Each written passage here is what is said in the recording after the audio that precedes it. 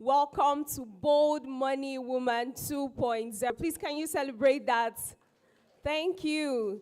You could have been anywhere this Saturday morning, but you chose to be here, and we do not take your presence for granted. So once again, on behalf of the convener, our partners and sponsors, it's my esteemed honor to welcome each and every one of you to this event. I know that it is something to come for an event, but it's another thing to have an expectation from that event. It's beautiful to see people gather, but I believe that if you do not expect something from that gathering, you might come and you won't make the most of it. So I believe we all have expectations. Now, if you don't, I would indulge you to kindly write down 1 or 2 things that you would love to leave this venue with. So I'm going to be asking at the end of the event. So please, if you know you did not have any expectations before now, just kindly note it down in your notepads. We want to know, what exactly do you want to expect? What do you expect from the speakers? What do you expect from the event in general? Are you here to network? Are you here to learn about finance? So whatever you expect, please do well to take note of it. At the end of the event, we want to know that your expectations were not cut short. So we'd love to ask and inquire from each and every one of you. Now, I know some of you might be wondering, who is this girl speaking to me? Hi, good morning. Hi. Good morning once again. My name is Chioma Mirabel Wodo. I am a professional events compere and master of ceremonies, and it's my esteemed honor to be standing here today to guide this conversation and guide the flow of the event. Once again, I welcome each and every one of you. Thank you so much. So before we go further, I would love us to reflect on our journey so far. Joe, are we live? Okay, so to our online audience, I want to say welcome. Thank you so much for joining us. We love to see you here. We love to see the people virtually present. We know that we might not see you physically, but know that your presence is not taken for granted. So please do well to stay tuned with us throughout the event. If you have any questions in course of the event, do well to leave it in the comment section, and we'll be listening. We want to hear you. And please, if you can see me, kindly put in your best emojis to let us know that you're active and you're present and you're listening. So please, our physical attendees, can we celebrate the people joining us online? Thank you so much for joining us. Like I was saying, the Bold Money Women Conference started last year. The maiden edition was last year. So with a show of hands, if you were here last year, can you give us? Okay, I can see a hand there. I can see another hand. I can see another hand. Thank you so much for joining us again. This means that it was an experience. For you to experience something a year before, and for you to want to come back again, that means there was something you left with. So we're glad to see you here once again. And to those joining us for the first time, we trust that it's going to be an experience you would look forward to next year. I think it's a beautiful way to actually mark our Women's Month. If you're not aware, this is actually the International Women's Month. So to every lady here, I celebrate and congratulate each and every one of you. Thank you for being the delectable woman that you are. So please look to your neighbor, to your left and to your right. Say hello to somebody. Say hello. Ask them about their name. What's your name? What do you do? Yeah, so please ensure that you do not leave this event without meeting someone. Wow. Okay, can we all go online? Are we following the Bold Money Women's Conference page? Are we following the page on Instagram? If we aren't, please can we go online and kindly give us a follow? Kindly give us a follow. So let me get the handle correctly.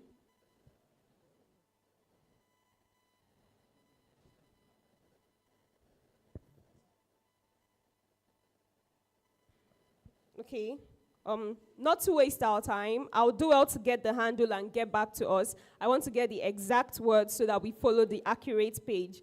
Anyways, the theme for this year's Bold Money Women's Conference is titled Unleashing Her Growth Era. Unleash Her Growth Era. So we're going to have a slogan. When I say BMW 2.0, you say unleash her growth era. Is that fine? So let's do like a rehearsal. Please give me your best energy. My voice cannot be louder than your voices because it's one person against a lot of you. Are we ready? This is take one. Take one. BMW 2.0. Okay, I think I'm going to say it again. Unleash her growth era. That energy was, we're getting there. BMW 2.0. Okay, we're slowly waking up. We're slowly waking up. Please give me your best energy. BMW 2.0. Okay, I guess because of the event, our energy is going to increase and keep increasing. So please, let's do well to maintain that energy.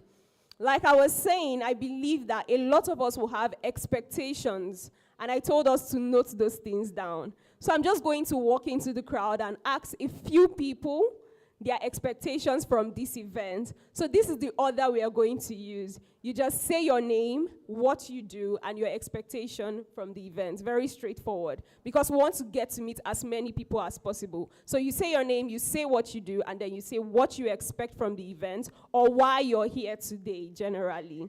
Is that fine? Okay, so let's start. Hi.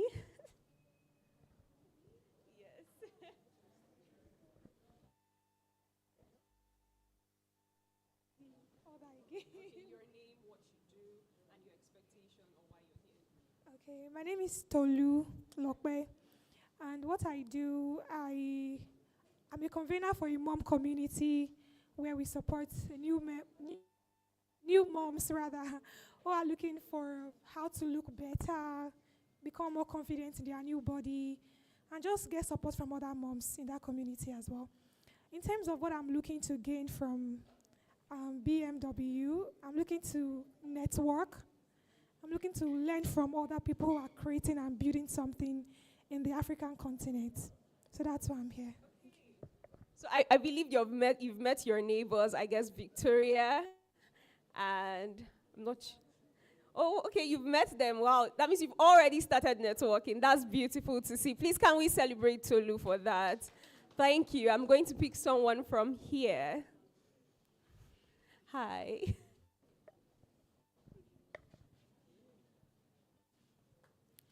Hi everyone, I'm Funke by name, and okay. Like I said, I'm Funke by name. I'm a fashion designer and a content creator. My expectation is firstly networking, which is very important, and also to build myself. I'm also here to learn. Thank you. That's interesting. That's interesting. That's interesting. I'm going to take another person from here, then one more person from there. Hi. Hi, good morning, everyone. My name is Oritoke, and I am an importer and a jewelry creator. I create jewelry from scratch. Whatever your design you want, I create jewelry from scratch. And I am looking forward to network, to learn more, how to expand my, upscale everything. Thank you. Interesting. Someone who actually creates their own pieces from scratch. That's interesting. Really, really interesting. Nice to meet you. Nice to meet our fashion designer too. Okay, one more person. Hi. Hi, good morning, everyone. My name is Ogechi. I'm a brand consultant. I print and I brand. So my expectations, I'm hoping to network and then meet new people. That's beautiful to hear. Thank you so much. It's beautiful to meet each and every one of you. Please don't stop networking. Do well to meet as many people as you can. Because the truth is, like I said, you do not know where your next partner lies. Might just be the person sitting right next to you. And it's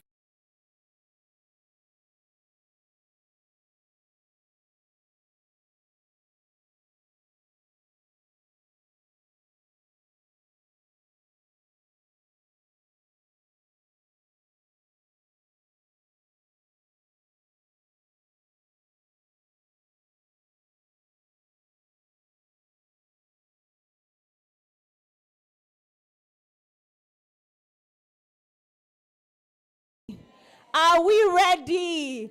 BMW 2.0. Okay, some people remembered. It's Unleash Her Growth Era. We're going to do that again. BMW 2.0. All right, now let's get right into the game. So please, can you put your hands up again? Now I'm going to be listing them in no particular order.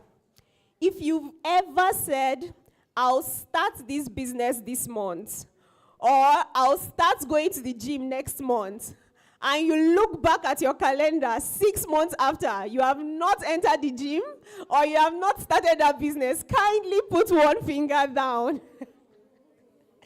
If you've ever said,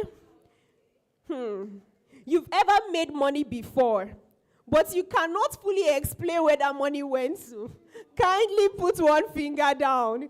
You've made the money, you were sure the money entered your account, but you cannot explain where that money went to. Put one finger down. Now, if you've ever underpriced your service because you were afraid to lose the clients, kindly put one finger down. You know that you will charge more than that, but you're like, I need to keep these clients. Please put one finger down.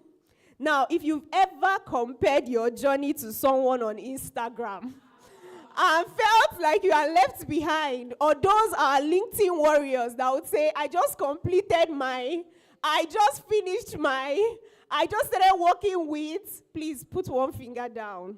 Now, if you've ever attended an event like this before, but you did not implement anything after the event, you were very motivated, but you know you did not do anything after that event, kindly put one finger down. Now, if you have ever struggled with consistency in your growth journey, you make all those New Year resolutions, and before March, our resolution is in the trash. We go again next year. Please put one finger down.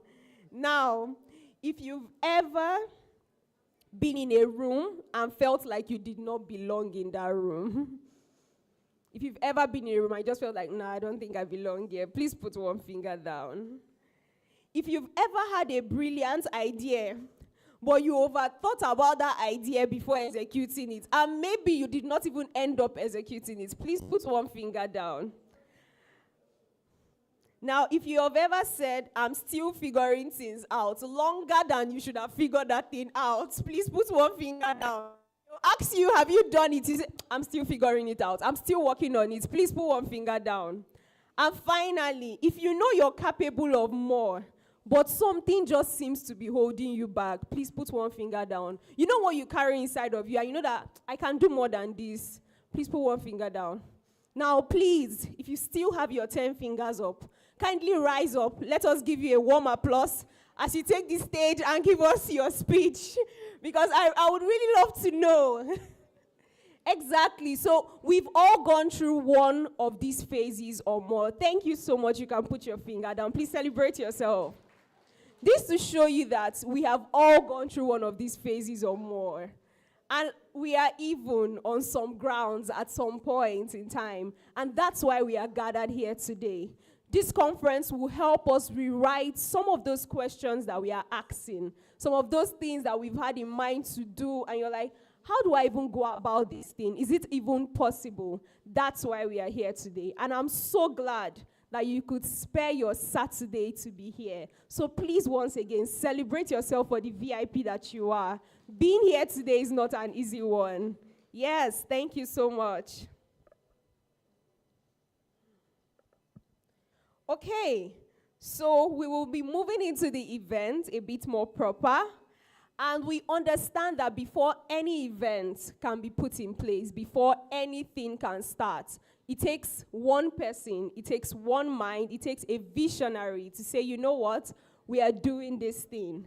And it took someone to start what we are seeing here today. It took one woman to start what we are seeing here today. She was given the vision and she decided to run with it.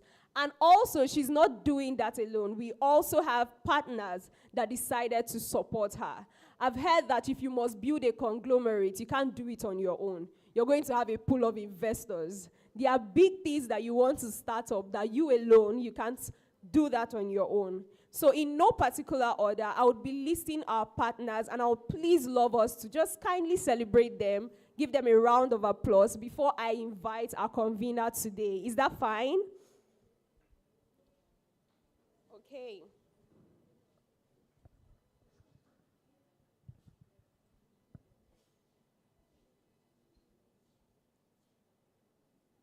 Okay, so please join me celebrate our different partners for this event. Kindly join me celebrate Nature's Gentle Touch. Please give them a round of applause.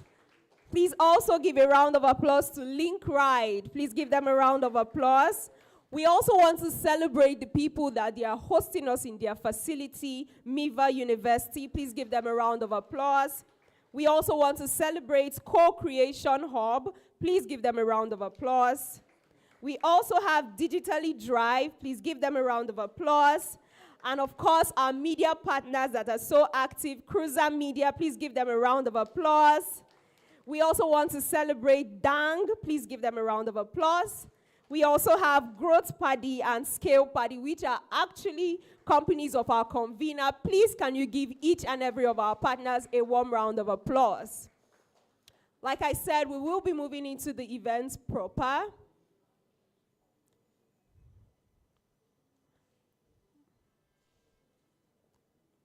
Please give me a minute.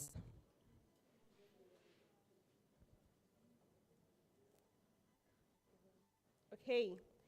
So we're going to be inviting our convener.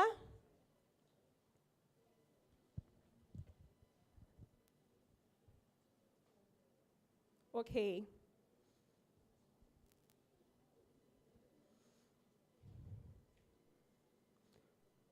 So before we invite our convener up, we're going to do another game just for a few minutes. Just a few minutes.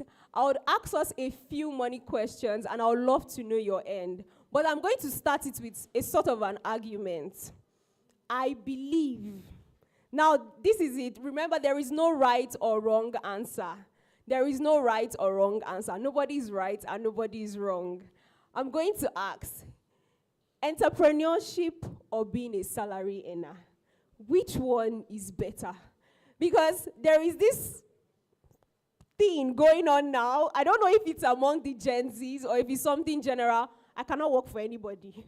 I would own my own company. So please, are you team entrepreneurship or your team salary earner? Please, let me be receiving something at the end of every month, or your team entrepreneurship. Okay, I can see someone's hand. So please remember the order. We're going to say your name, what you do before you answer, because we're trying to network and get to know as many people as possible. Thank you. Now, please, to our online audience, you can banter with yourself in the comment section. Please let us know, are you team entrepreneurship or your team? Please, I want to earn my salary in peace and have something to go home with at the end of the month. Yeah, good afternoon, everyone. My name is Jessica Aliagbo, and I work in the BD space. I also own a beauty brand, Flawless Signature. For me, I advocate for hybrid entrepreneurship. So hybrid entrepreneurship is when you can run your 9 to 5 and also be an entrepreneur. You use the money from your 9 to 5 to grow your business sustainably. You are not working under pressure. And when your business have grown up to a point, if you want, you can quit your business and start building your brand full time. At that point, you are not trying to borrow or trying to learn from the market. You've already learned a lot, and you're just going to establish yourself. And if you are someone that say, no, I want to pursue my career to the end, your business can run on its own. Hire people to do it because you've done the groundwork already and build your 9 to 5. So hybrid entrepreneurship is the way for me. Interesting. Hybrid entrepreneurship. I think let's get another view. Hi, Yanu. Good morning, everyone. My name is Yanu. I'm a founder of a kids edtech startup. For me, I would go with being an entrepreneur, although I still want that 9 to 5 salary. If the salary be worth it, and if it's going to be convenient. I mean, being a 9 to 5 doesn't mean you have to be on site 5 days a week. So if it's very convenient, I don't mind the 9 to 5. Interesting. You know, I had a friend who was really advocating for being an entrepreneur. And then I just asked him a simple question. I said, do you know what some salary earners earn? The amount that some salary earners earn in a month, a lot of entrepreneurs have not been able to pull that in. But on the flip side of things, business is something that right now, this month can be on a low, and the following month, they will make someone's whole year's salary in that month. So I just feel like there is a whole lot of dynamics to it. And before you decide to wake up to be an entrepreneur, please work under someone. Honestly, just work under someone. It helps you understand structure and systems better. It helps you understand structure and systems better. So to every entrepreneur, businesswoman out there, we celebrate all of you. To our entrepreneurs, they claim 9 to 5 is a lot, but I don't think entrepreneurs work 9 to 5. I think they work all clock around, because they can wake up in the middle of the night and they are focused on their business. But at least for a 9 to 5, someone can call you. Nobody would call you by past. If they call you by past 8, you can say, oh, I'm past closing hours. We're closed for today. But for an entrepreneur, I don't think it's the same. They have to work all year round. I don't know what our online audience have to say, but I believe wherever you stand, please do what works best for you. Do what you're most comfortable with and what you know would benefit you. Team, I plan my accounts. Or your team, I've already spent it in my head before that money has come. Where do you stand? Do you plan every single dime that comes into your account? There are people that are that conscious. 20% goes into this, 10% goes into that. Or are you someone that before the money comes, before you even finish the job, you've already divided the money into the number of things that you're going to buy for that month? Please tell us the truth. Tell us the truth. Hi, Monica. Okay. Good morning, everyone. My name is Monica Samuel. I currently work as a personal stylist. I also work as a programs manager at a creative institution. I strongly believe I plan my money, every single penny. And that's because growing up, I didn't have healthy money habits. It was when I got into university, I started to see the importance of planning ahead. And if the money hasn't entered my account, I'm not going to. It has to. Sometimes you expect that, okay, a particular money will enter your account, and like, okay, I'm going to plan with it. But personally, I plan every penny that I earn, and even the future ones, basically. So yeah, thank you. Okay, interesting. I don't know where I stand. I think I'm in the middle, because honestly, I'm not going to lie to you guys. There are some money that I have spent before the money comes. Like I've already known where I'm channeling that money to. But yeah, I still advocate plan your money. But I'd love to hear another person's point of view. Hi. Hi, good afternoon, everybody. My name is Rhoda. I work as a customer service. Okay, so like you said, even the money that you are expecting, but that you've already planned, you've already spent, is actually act of planning, because the money goes into something that is actually worth it, not that you are just spending it. So before any money comes into my account, like my salary for this month, I've already planned it, even though I've not received it. Because it's actually going to something that will benefit me. It's for my growth, actually. So it's not that maybe I'm just buying something on impulse. Oh, I don't need this shoe, but I'm already bought it. No. So I actually planned every money that comes into my account. Thank you. Okay, interesting. That's interesting. Now, I think my very final question. Now, we all know that more blessed to give. But then, how do you actually plan your giving? Do you plan your giving? Let's be honest. Or you are that kind of person that they can emotionally blackmail giving. You can just give very spontaneously, and then you go back. Why did I give this money? Why did I give this money? You can actually decide to share from an experience. Because I'm asking a lot, women, we are more emotional. Like, we are more emotional. We are the more emotional gender. A man can be more firm. But women, ma, please, I really need this thing. And your mind has already gone, motherly heart, tenderly nature. And you're like, okay, you know what, let's give you this money. So we'd love to know, what's your own way of plan? Like, do you plan your giving, or have you been in that state where, I just gave this thing out of my emotions?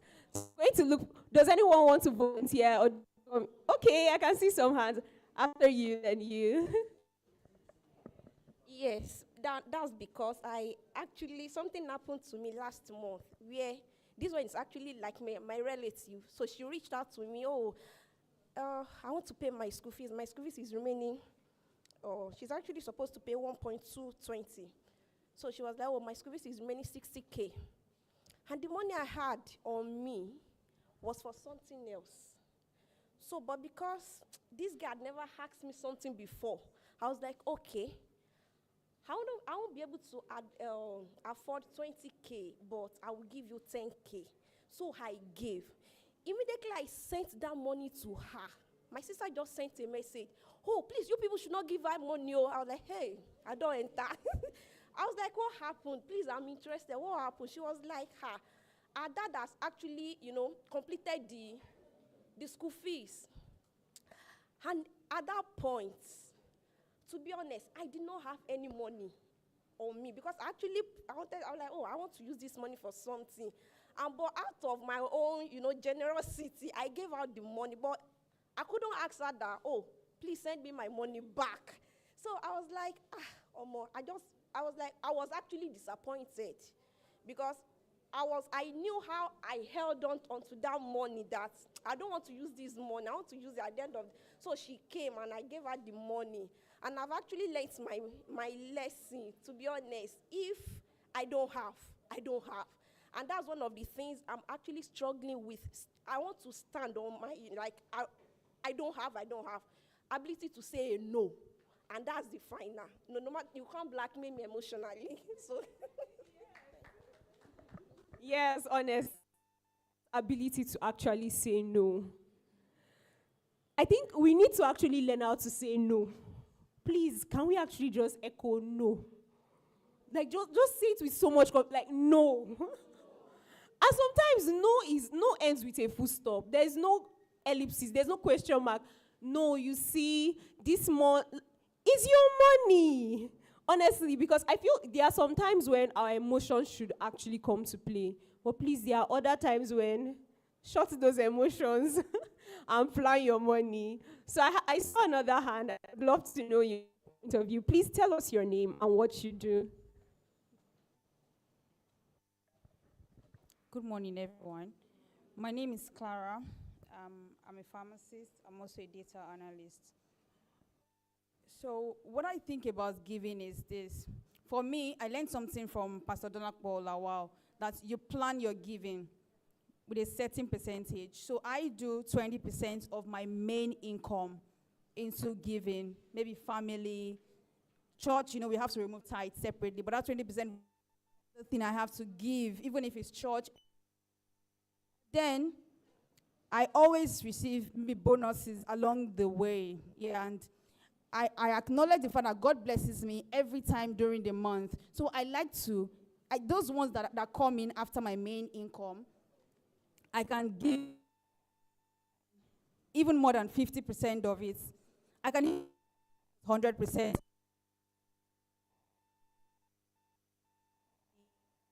All out. But for my main income, question about it is 20% set out for giving. I just transfer it there. I need this. I would send it to them. And if someone comes to me and is genuine, promise the person to give the person when I have following months. That's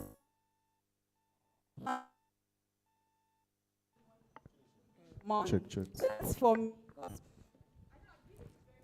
even the Bible says that a man's gift maketh ways for him. So it's a very it's easy to say, no, I will not give when someone comes to you. But when the person actually comes and the concerns are genuine, like this lady's story, if she had not heard the other part of it, that the lady was trying to maybe scam in court, it would have been a genuine story. And such a person, you don't turn them away. In the first instance, every money that we have, they always say you come to this world with nothing and you leave with nothing. That's actually true. So I try to give. Giving would help you to build a relationship. Giving will also open ways for you. The people that give you, apart from your income, you must have given them. Or even if you don't give them, you are naturally indebted to them. So yeah, I think that while we plan our giving, like me, I do my main income 20%, nothing more, nothing less, at least for now. Maybe if God blesses me, I will increase the percentage. But right now, it's 20%. But for other money that comes in, if you just chat to me about, you need to, I know your concerns and genuine. You're not a person that's always going around asking people for money. I think I would give. Thank you. Thank you so much. So I've actually heard about like budgeting your giving, and I stand solely with that. I heard a pastor preach, and he said once his budget for giving is exhausted for the month, he's done. Till the following month. Because you have other needs that you genuinely need to attend to. And wisdom is profitable to direct. You can't go around spending money just because you have them. And that's why I think when you even budget money, you would know whether you have to give. Because there are sometimes you would give out and you don't know that you're giving out from money that you've actually allocated to something else. So I think it's a very beautiful perspective. I like putting percentages to money and all of that. Now we're going to go proper, like I was saying before, behind every beautiful gathering, behind every event you go for, there is a mastermind. There's someone that saw the vision and decided to run with it and made each and every one of us to have to converge here today. Ladies and the gentlemen in our midst and our amazing online audience, please, to our online audience, we know you cannot physically clap. So you can put in your favorite emojis in the chat box. And don't forget to keep communicating with each other in the chat box. If you have any questions, do well to drop it in the comment section. We will be looking out for that. Please join me with a resounding applause. Kindly join me, make welcome the convener of the Bold Money Women Conference to give us her opening remark for today's event. Don't stop clapping till you hear her voice. Thank you so much, Victory Mesona. Thank you so much for having us. Good morning, everyone. How are we feeling? Are you sure? It's not giving Bold Money Woman energy. How are you really feeling? Okay, so if you're great, let me see. If you're feeling down, let me see thumbs down. If you're unsure how you feel, why are you unsure? If I give you the mic now, can you explain? No, you can't. All right. Let me see this side. Anybody unsure? Good? Amazing. All right. So I when I walked in, I heard a tortoise a chance. What's the chance? Bold Money Women. What? BMW. Nice. BMW 2.0. It's not giving like you're ready to unleash. Are you sure you're ready to unleash? BMW 2.0. Why are we cold? BMW 2.0. Okay, I understand. The Suya Bistro is on his way. I get it. Anyways, no speech today. I just really wanted to say thank you to everybody for coming. When I walked in, I'm like, we planned for 80 people. I'm seeing that some people are coming late. Some people are still on their way. Some people are losing their way. I don't know if we have enough. But the one thing I wanted to tell you is we curated a safe space for you. I'm going to run through the golden cycle of BMW. Who knows what a golden cycle is? Golden cycle? Anyone heard of golden cycle? Okay, so Simon Sinek's golden circle, right? It's a really powerful concept to quickly explain anything. Why, what, how, right? That's the golden circle. So if I want to explain BMW to you, I'm going to start with why. So why did we decide to create the Bold Money Women? I'll tell you a simple story. Last year was 2025. I think at the beginning of last year, I started pushing my brand. The TVM brand that we see today did not exist before 2025, right? And one of the things I realized was it didn't make sense to do it alone. It made sense to do it with other people because I know that so many women, like if I have conversations with women and you're like, you're so smart, why are you not like out there? Why is everybody not like looking for you, right? And then I thought to myself, if I wanted to do this, I'm sure there are other women that want to do this as well, who want to put their intelligence in front, who want to build their brand, who want to start to be recognized for what they actually carry, right?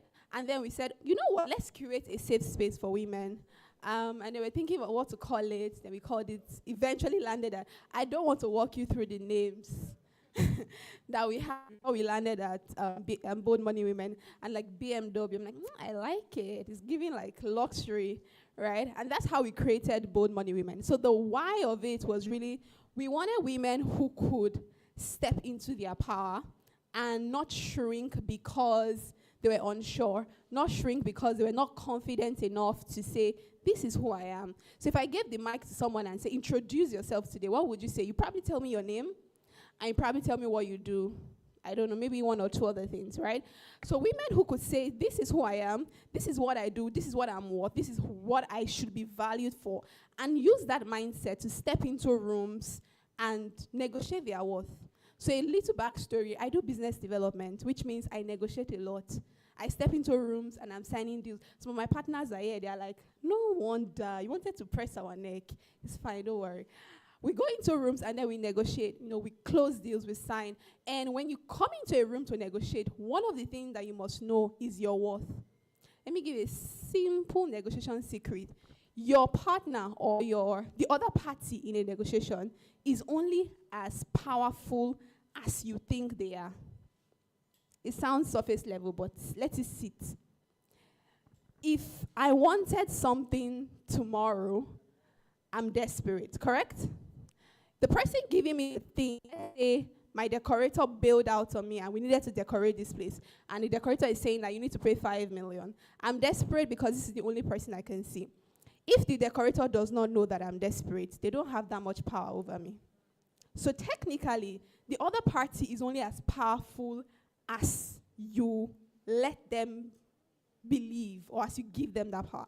It's a simple negotiation secret, but I'm not here teaching negotiation. So when you step into rooms, right, you must understand the value that you carry first.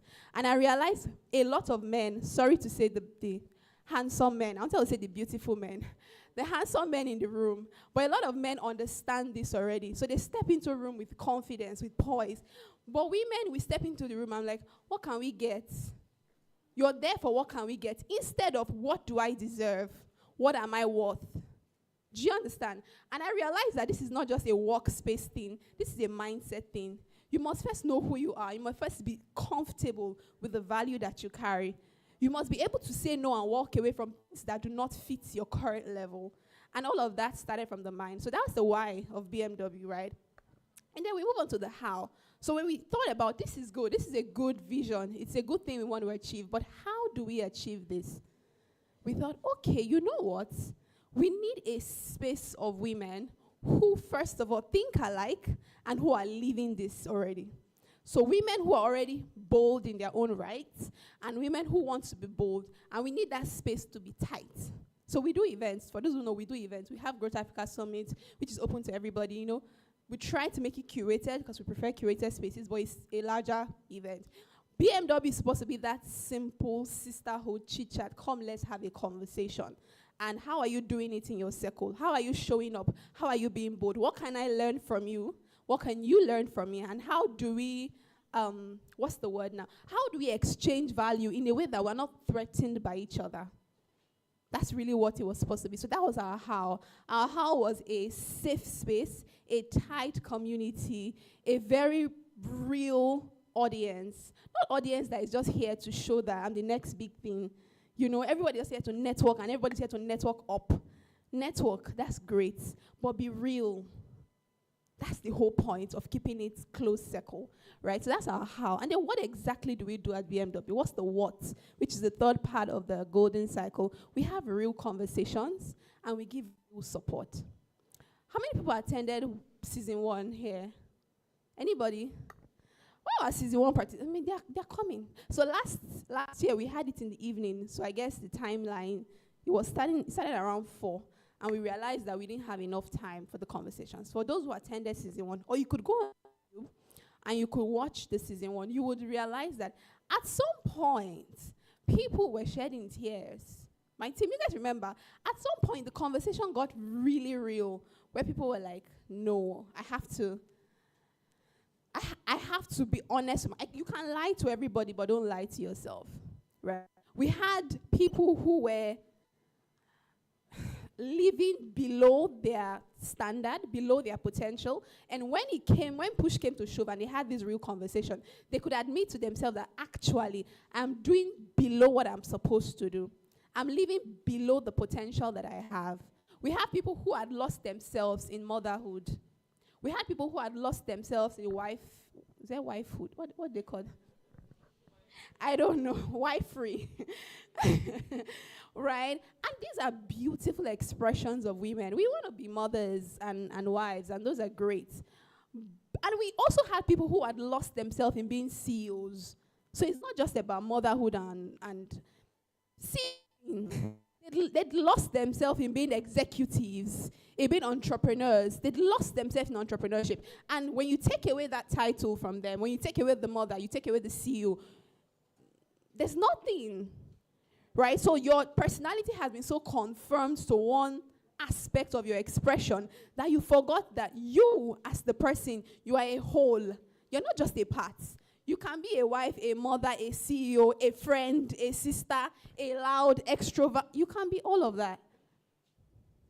So these real conversations that we had, I think 1.0, it was refreshing to see people being honest with themselves and people were sharing. I had dreams I wanted to achieve. I had things I wanted to build. I didn't find the systems that I needed. I didn't find the support. How many people have businesses here?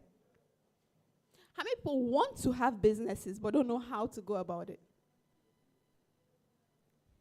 There are few people. I see the hands, they are shy. But we've had people how many people wanted to move up in their career but really didn't get the support they wanted? Yeah. So the question then is, what are we doing about it? Are we just talking about it? What are we doing about it? You see all these groups, all these communities, all these clubs, and things agendas are agendaing in the other gender. Man, that's rhyming. I didn't even know. But really, I don't see cliques and groups of women that are really showing up for each other. Maybe in the particular industries, maybe, I don't know. But I don't see that crossing across industries, across religion, across, value system. Just a space of people who believe that you should be more, I should be more, and I would help you be more. So why am I hoarding? What's the word? Gatekeeping. We don't do that here. Tell your neighbor, we don't do that here. We don't gatekeep around here. All right? So that's essentially the golden cycle of BMW, the why we do what we do, how we do it, and what exactly we do. Last year, we focused really on money and growth conversation, talked a bit about business. This year, we decided to expand a bit because we sat down and said, there's so many other aspects to women, right? There's your health. It's okay to run a business and not look haggard. You don't have to look like what you're going through. It's true. It's okay to be chasing your career and your skin can still be glowing. I don't know about you. Really? It's okay to live the baby girl life and still be a boss lady. You don't have to choose either or. I don't know. So this year we decided to expand, the scope a bit and bring in things like wellness, bring in things like beauty into the conversation. Of course, we are talking money as well. So you have a money expert that's going to break it down for us. How do you grow your money? Because it's important. I don't even want to go into the money conversation, but it's both money women. There's money in the middle. So we we can't gloss over it, that money is such an important conversation. Money is such a decision maker that and our attitude towards money most times, for most ladies that I've experienced, is, yeah, I work hard, I'll make money.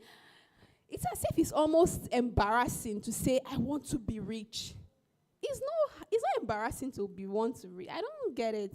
You want to make $1,000, $10 million, $1 billion. It's okay to say that, right? But what are the attitudes and habits and mindsets that you must have towards money? People see money as the end goal. You need to see it as a tool instead. So we're going to talk about money. We're going to debunk or remove the stigma around talking about money and making money. I want you to, it's not every time it's impact. But yes, we want to make impact. We want to make money too. We don't have to choose. Okay, maybe sometimes you have to tilt. But, I mean, on a serious note, it's an important conversation, right? Money helps to facilitate life in, like, a real way. If you have money, you can plan around your life. You can do more. You can be more of a sister. You can show up from your friend. Your friend is calling you and saying, oh, I'm having these issues. And you're like, no worries, sis, I got you. You know, I got you. Just be on the next flight. Be coming to Lagos as I'm seeing you. That sounds like my friend at the back. So be on the, and really, because you have money. I'm like, don't worry, just come and rest in my house.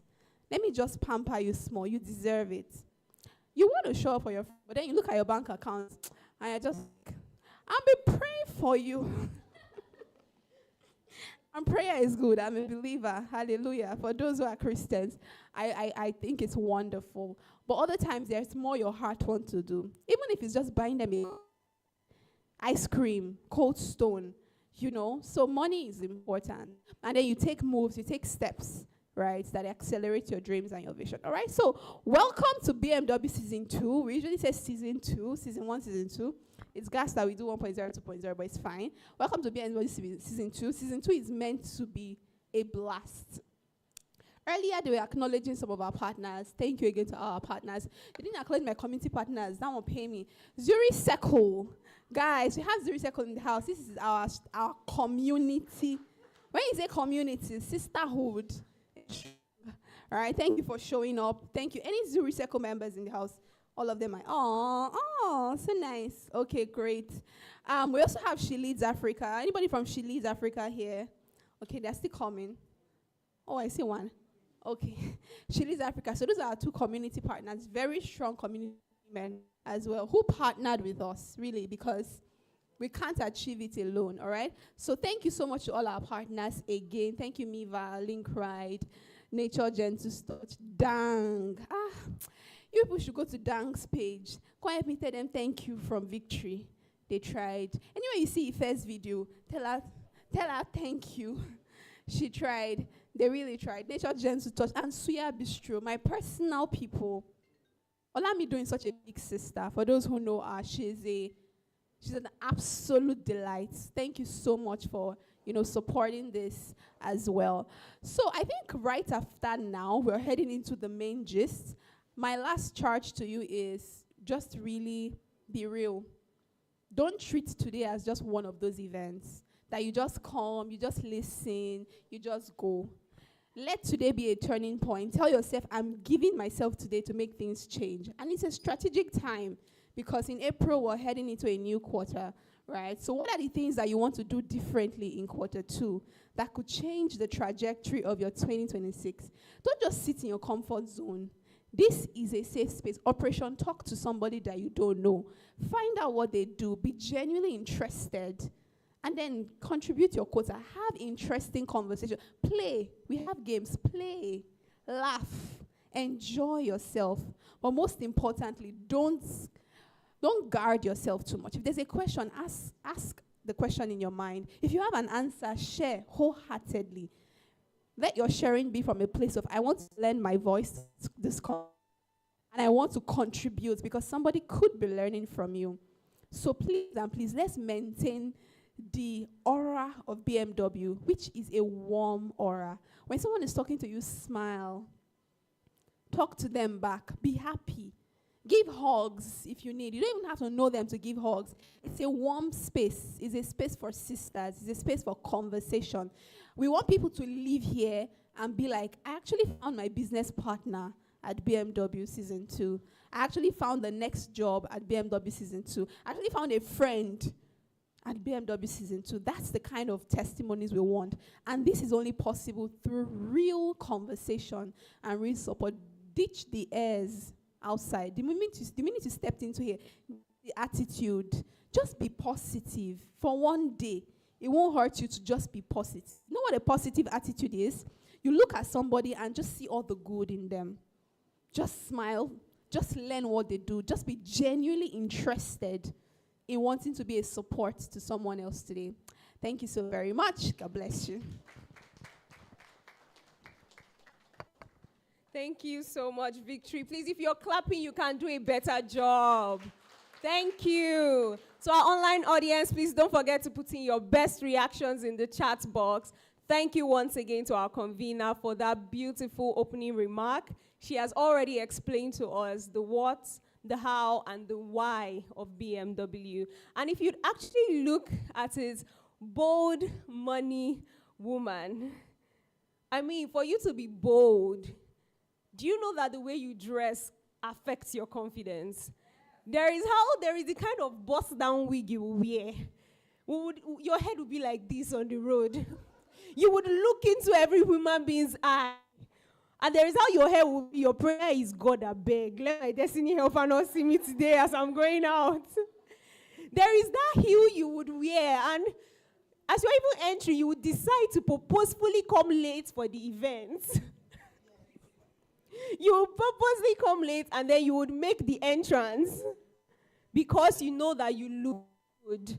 And there are rooms you would enter in, even when you don't deserve to be there, maybe by certifications. The way you would dress, everybody would believe that you're meant to be in that room. So that has to do with your wellness. And I mean, it's not something that is just outward, even inward. Because there are things that people would do to you, and because you're emotionally okay, it won't bite as much as it would if you weren't emotionally okay. So I just wanted to establish that for you to be bold, it has a lot to do with how well you are as an individual. And then we can't throw away finance from the equation. I mean, the Bible for the Christians says, "Answereth all things." So money actually gives a whole lot of things. If you ask the people in the media space how much is one camera, you would know that of money. People that do have their companies, how much it is, how much it is to pay salaries, you would know that there is a lot of finance involved. So you cannot throw away finance. If you don't have money, you can't eat. If you don't have money, you can't wear clothes, you can't wear shoes, you can't do anything. So you can't throw away finance. And I mean, you can be confident rather, you can have the money, you are still women. It doesn't take away femininity. Be masculine. Maybe because you have a lot of money, you are now so rigid that nobody can pass through you. Your emotions zero. No. The three of them can actually coexist together. You can be bold, you can have the finance, and of course, very much feminine. So please, once again, celebrate yourself for the bold money woman that you are, and celebrate yourself for being here today. We're going to be moving to the panel session, and it's my honor to be reading the bios of our different speakers. So I would love that as I read your bio, our speakers, you kindly join us. You kindly join me, and please take a seat.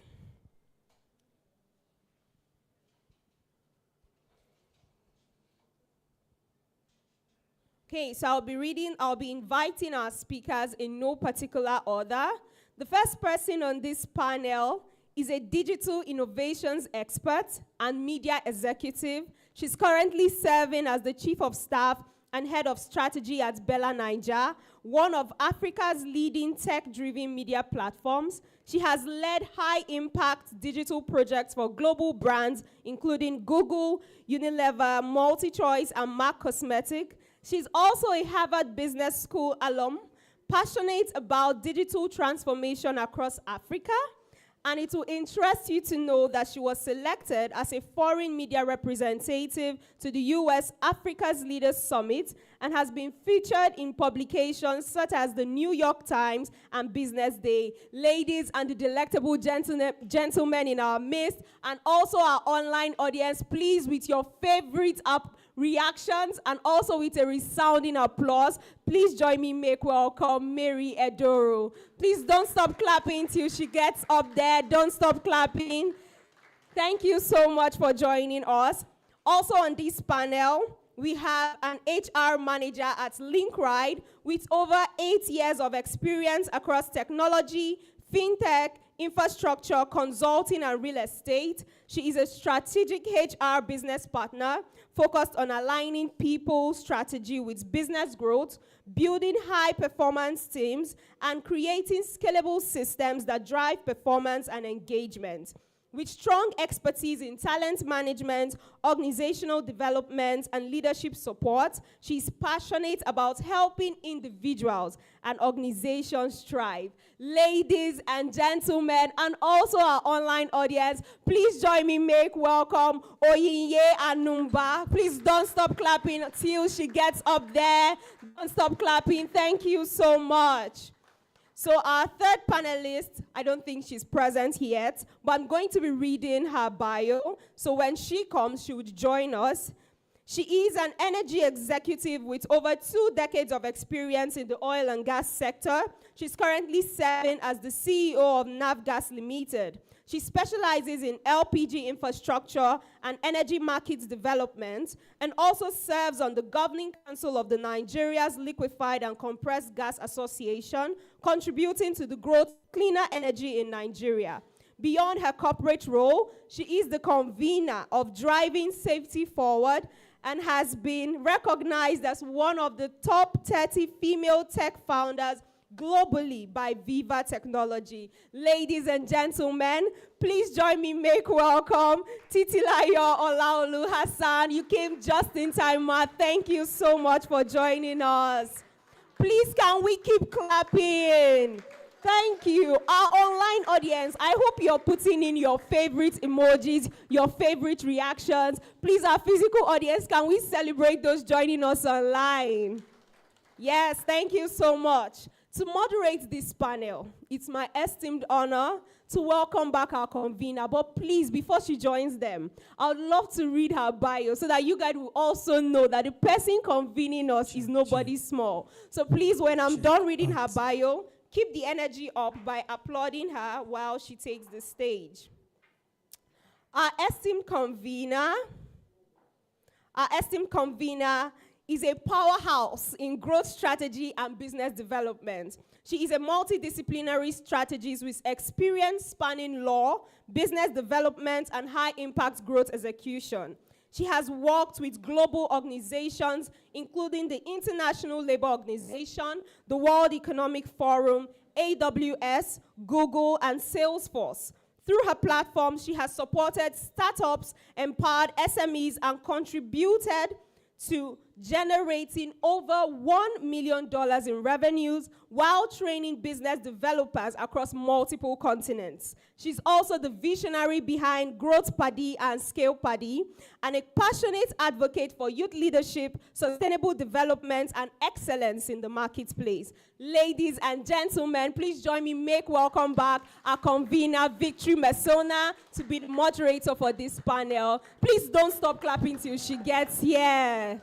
Thank you once again. Thank you so much, our beautiful panelists.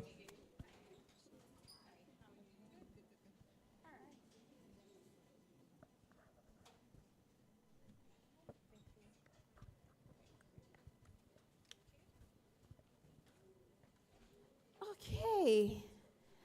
Hi, ladies. Hi. Good morning. They're all looking like bold money women, are they not?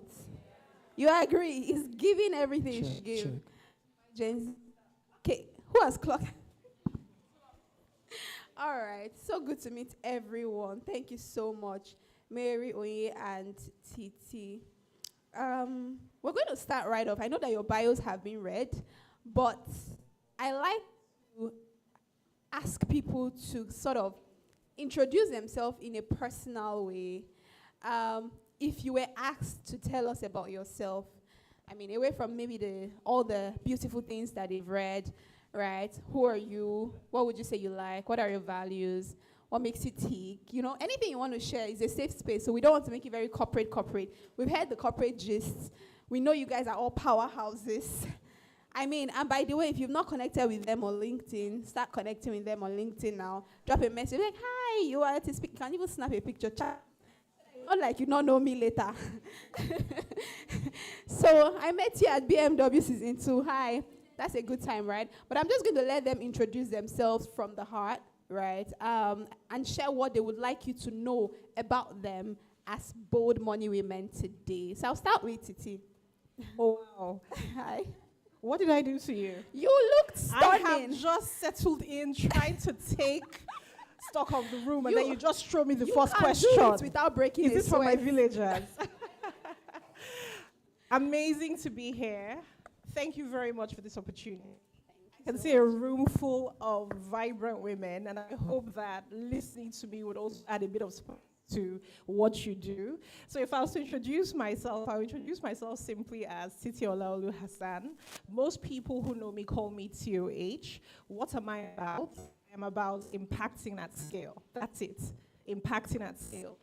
Super passionate about creating African leaders who solve African problems. We solve African problems with standard solutions, but addressing the local. That's what I was saying about. That makes a lot of sense, guys. That deserves a round of applause. It's giving glocal. Like, you get it, Abby. Global standards, man. I love it. Okay. Oh, yeah. Oh, no, I'll call her Lady in Red. It's giving bold, vibrant. It was for a reason. I heard the dress code and I wanted to represent. You people that didn't follow the dress code, we will not open season 3 door for you. So the intention was to be bold. Absolutely. I mean, I already see myself as a bold person. Growing up, because the first daughter from a family of 19. My father married 3 wives. What? So, you have to always find a way to stay relevant, right? So, because if there are other siblings, you don't have to be forgettable. You need to show yourself, do something to always be relevant or just to be remembered. So that had always been me growing up from, also by the way, I grew up in Kano. So it has not, also coming back to Lagos, having to find my feet. Of course, you can't be in Lagos and play small, right? You need to do things. But just to bring it back to myself, Onyinye again is my name. I'm a human resource manager. And aside from the human resource part of it, I like to see myself as a fun person. I like to also see myself as a chilled person. Everybody that's working with me, shout out to LinkedIn, guys, right? Everybody working with me is just good energy, good vibe, because if I make the work a chilled place, they will bring their best to the team. Absolutely. So that's about me. Nice. Aww. How many people want to work at LinkedIn right now? Link ride. No, you should be employing. People are already sold. Please, do you need a business developer? We'll talk about it later, offline. All right, let me pass my mic. Sure. Hello, everybody. I identify as Gen Z, guys. So just carry me along with all the slangs. When she said clock it, I was like, oh, yeah, remember clock it. All right. Hi, my name is Mary Adoro. I'm so happy to be here. I'm always energized when I'm in a room with women. Not to say I'm sexist, but I've always grown around women. Unlike her story, I am the last of 6 children, and that means that I spent my whole adult or childhood life getting my way. And an interesting thing was when I got into the workforce, nobody cared about that. Nobody cared that you were the last born and your feelings were going to be hurt, and so it was a learning curve for me. I think within my first 2 years working, I had to toughen up because there was no one coming to save me. I had to save myself. I came to the workforce with, vibes, and it's all good and all is well, and harsh realities where, I faced harsh realities. So I would say my journey, I don't think there is one phrase I can use apart from my corporate byline to describe myself, but I would say if there's something I must say is I always try to excellent in whatever it is I do. So I am someone who wears many hats, even from my job title, which is Chief of Staff and Head of Strategy. So I always wear many hats, but if there's one thing I would say is my mantra for life, for everything is excellent. So that's what I'll say. Thank you. Yes, that deserves a round of applause. Amazing, powerful women. Do you like this introduction a bit more? It's giving essence. Exactly. All right, so I'll add my voice to theirs. My name is Victory, like you guys know. I would say what I'm about is two things majorly. I'm about building high quality young people. I'm a young person myself. I don't know whether I'm Gen Z or not. It's a debate, but it's fine. Yeah, but I'm definitely not Gen Z at heart, just by affiliation. Because if you look around me, Jesus. If I tell you what these people made me do today, should I tell them? Is it not yet? I shouldn't tell you. Will see, you will see it. And I promise you, I had no hand in that, but it's fine. Right? So I'm about building high quality young people. I see the business that I run as ministry for me, which is making sure that young people can be excellent version of themselves. Young people can be efficient. They can be productive. You can be great at what you do and still have great character. I'm also about helping believers, for those who are Christian, translate their spirituality into earthly relevance. I'm about making sure that believers are not playing small, they are playing big, right? So that's kind of what I'm about. So everything that you see, from Growth Party to Bold Money Women to Scale Party to our book, which is kind of like the latest on our list of things to do, is geared towards making sure that young people don't stay stagnant, they keep growing and become high quality people, versions of themselves, whether in business or in career, it doesn't really matter. Just become someone of excellence, right? And then of course for believers. So now that you've met us, can you give all of us now collective round of applause? Great. So I'm heading straight into the first question, and I'm giving it to our Bella Ninja. Bella Ninja is in the house, people. Come on. Like, can I just say, you guys are killing it. We love what you guys are doing. And to think that this is the powerhouse strategy, hey, I know it's a full team. Before you say, is this a teamwork? I know, but you are the one we can see now. Step into the shine, absorb it. Yes. All right, so I'll start with her. So the first question is, looking back at your journey, what was the most challenging transition you experienced, right, as your responsibilities grew, and how did you navigate that? Thank you so much. That's a great question. And just to chip in, this is actually our 20th year at Bella Nigeria. We're celebrating our 20th 2 anniversary. decades. So it's really been a wonderful journey. I have been at BN for 8 years, so it's been a very interesting journey. Hardest transition, which one? There's so many. I would say most recently, my hardest transition was leaving editorial to management or executive leadership. So I'll give a bit of a storyline on my journey at BN. So I came into BN as an intern in 2017, and this was a bit random, if I may add.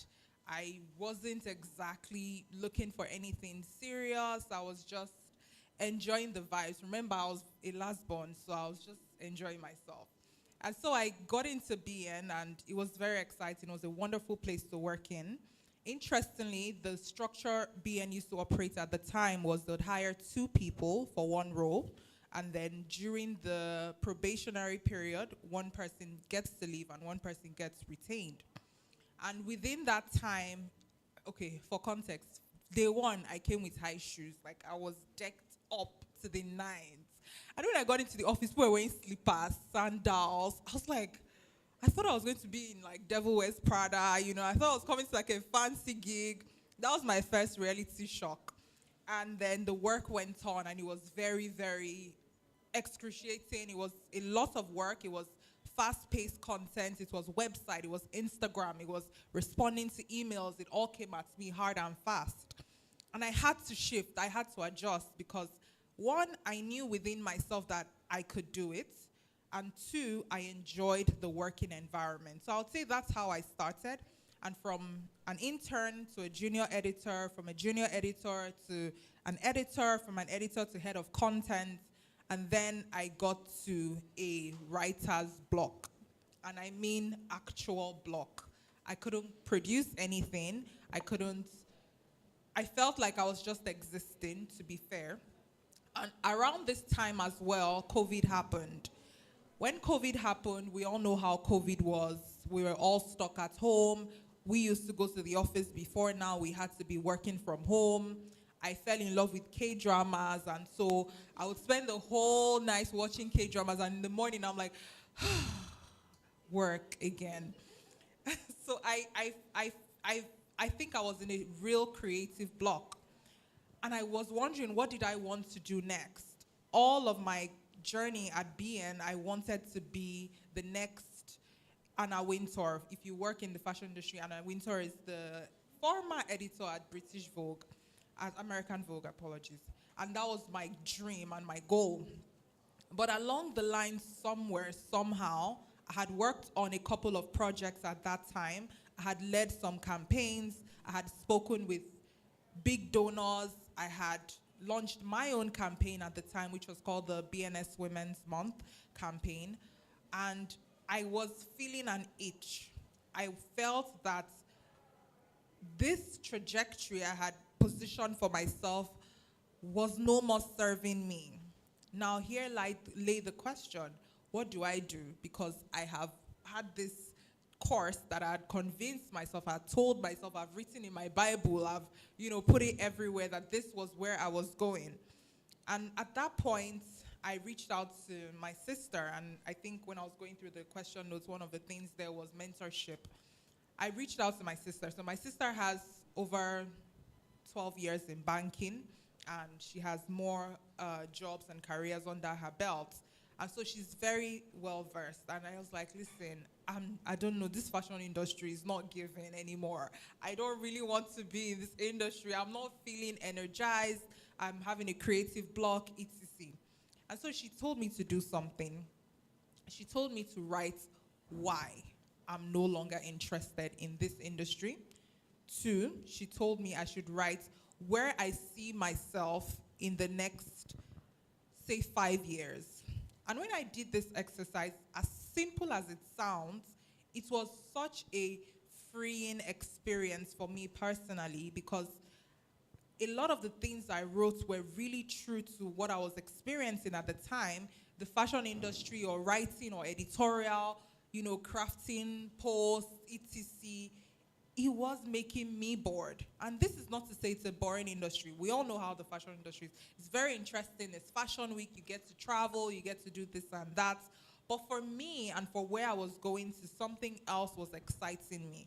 What was exciting me? Talking to partners, getting billions of naira in partnership money. And guys, the money is nice. So when you get the profits, it's really nice. So that was what was exciting me, having to craft pitch decks, having to conceptualize ideas from the ground up. Those were the things that were exciting me. And that's problem 1.5 solved. Problem 2 was, at the time, there was no such structure as a head of strategy or a chief of staff per se. There was a COO, there was a CEO, etc. And that meant that I was shooting blanks in a place that seemed like it no longer served me. What did I do at that time? I pitched myself. I took a random opportunity and sent an email to my CEO and said, listen, Not listen, no, I say please. These are my strengths right now. And within the time also, I took some courses, I took some trainings, I did invest in myself, I worked hard. And so I listed out the things that I had done. Like I said, one of which was my project that I had brought from the ground up. We had seen some partners, we have seen some sponsorships. And so I pitched myself literally. I said, these are the things I've done. These are the things I've learned. This is what I want to do. And that was it. That was literally it. And so what followed, it wasn't as fast as that or in the movies, you know how everything starts going nice, the music is good. No, it took time. But what happened was in the process, I was able to now further craft and couch a role for myself.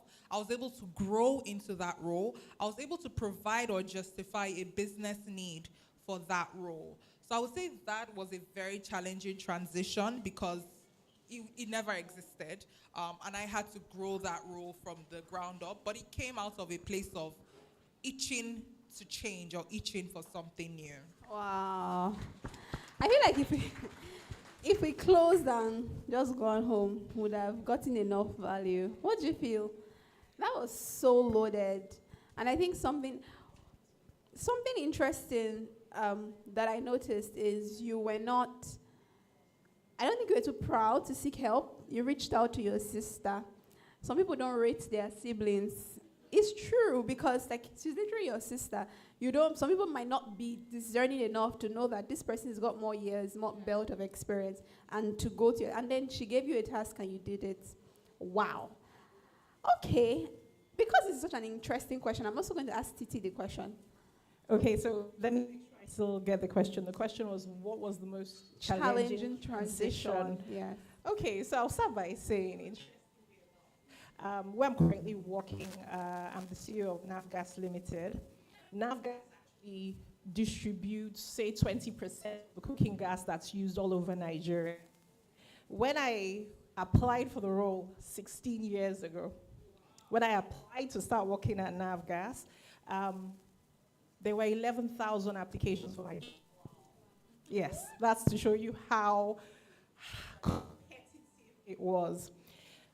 And when I entered into the organization, I was already an experienced person. I'd worked at Owando, I'd worked at MTech, and I had been able to build a very powerful program as somebody who delivered. Now, the most interesting thing that I have learned in 16 years within the organization I currently am is the transition from thinking about yourself and your objectives to moving to thinking about the organizational objectives. That is the most important transition that a leader can make. So when I first came in, it was about me. How do I perform my job? How do I show them I'm good at what I do? How do I make money for the company? But for me to get to a point where I could lead the organization and have the respect of the people who I work with, I had to now wear an organizational hat. Sometimes what was good for the organization was not necessarily good for me. And it's something that anyone who wants to strive to get to the top of their organization must understand, that at some point you have got to shift from how is this good for me to how is this place better because I'm here. Wow. Goodness. So this is something that I sort of know subconsciously, but I wouldn't have, because I always tell my team, do what's best for you, Guys, do what's best for the organization. But let me take a moment to just say that I'm in the presence of big sister's goodness. I'm hearing years and I'm like, Jesus, what was I doing 16? My God. In 2017, I was still struggling. By the way, I schooled in a French country. I studied law, and that meant I studied law in French. So I speak better French than I speak English. Yes. You can clock it. I don't know where you're clocking, but it's fine. So just putting myself out there, in case you have a French gig, please reach out to me. But I was just thinking, when you mentioned 2017, and I was like, I was still probably struggling with, family law. My God. I'm in the presence of greatness. I have... No, it's not age. Like, forget age. It's just like, what? This is 16 years of experience. Are you kidding me, guys? Please, who has 16? Let me know the people that I will collect your number after the panel session. Convey now. I'm just saying, I will be in your DMs for mentorship. Please, my God. And that's such a powerful thing because when you think about it, right, companies hire because they want people to solve their problems. So if you're there selfish for you, at the beginning, maybe it serves you, but if you really want to get to leadership, like she says, you need to start thinking about companies' problems and how does it work for the company.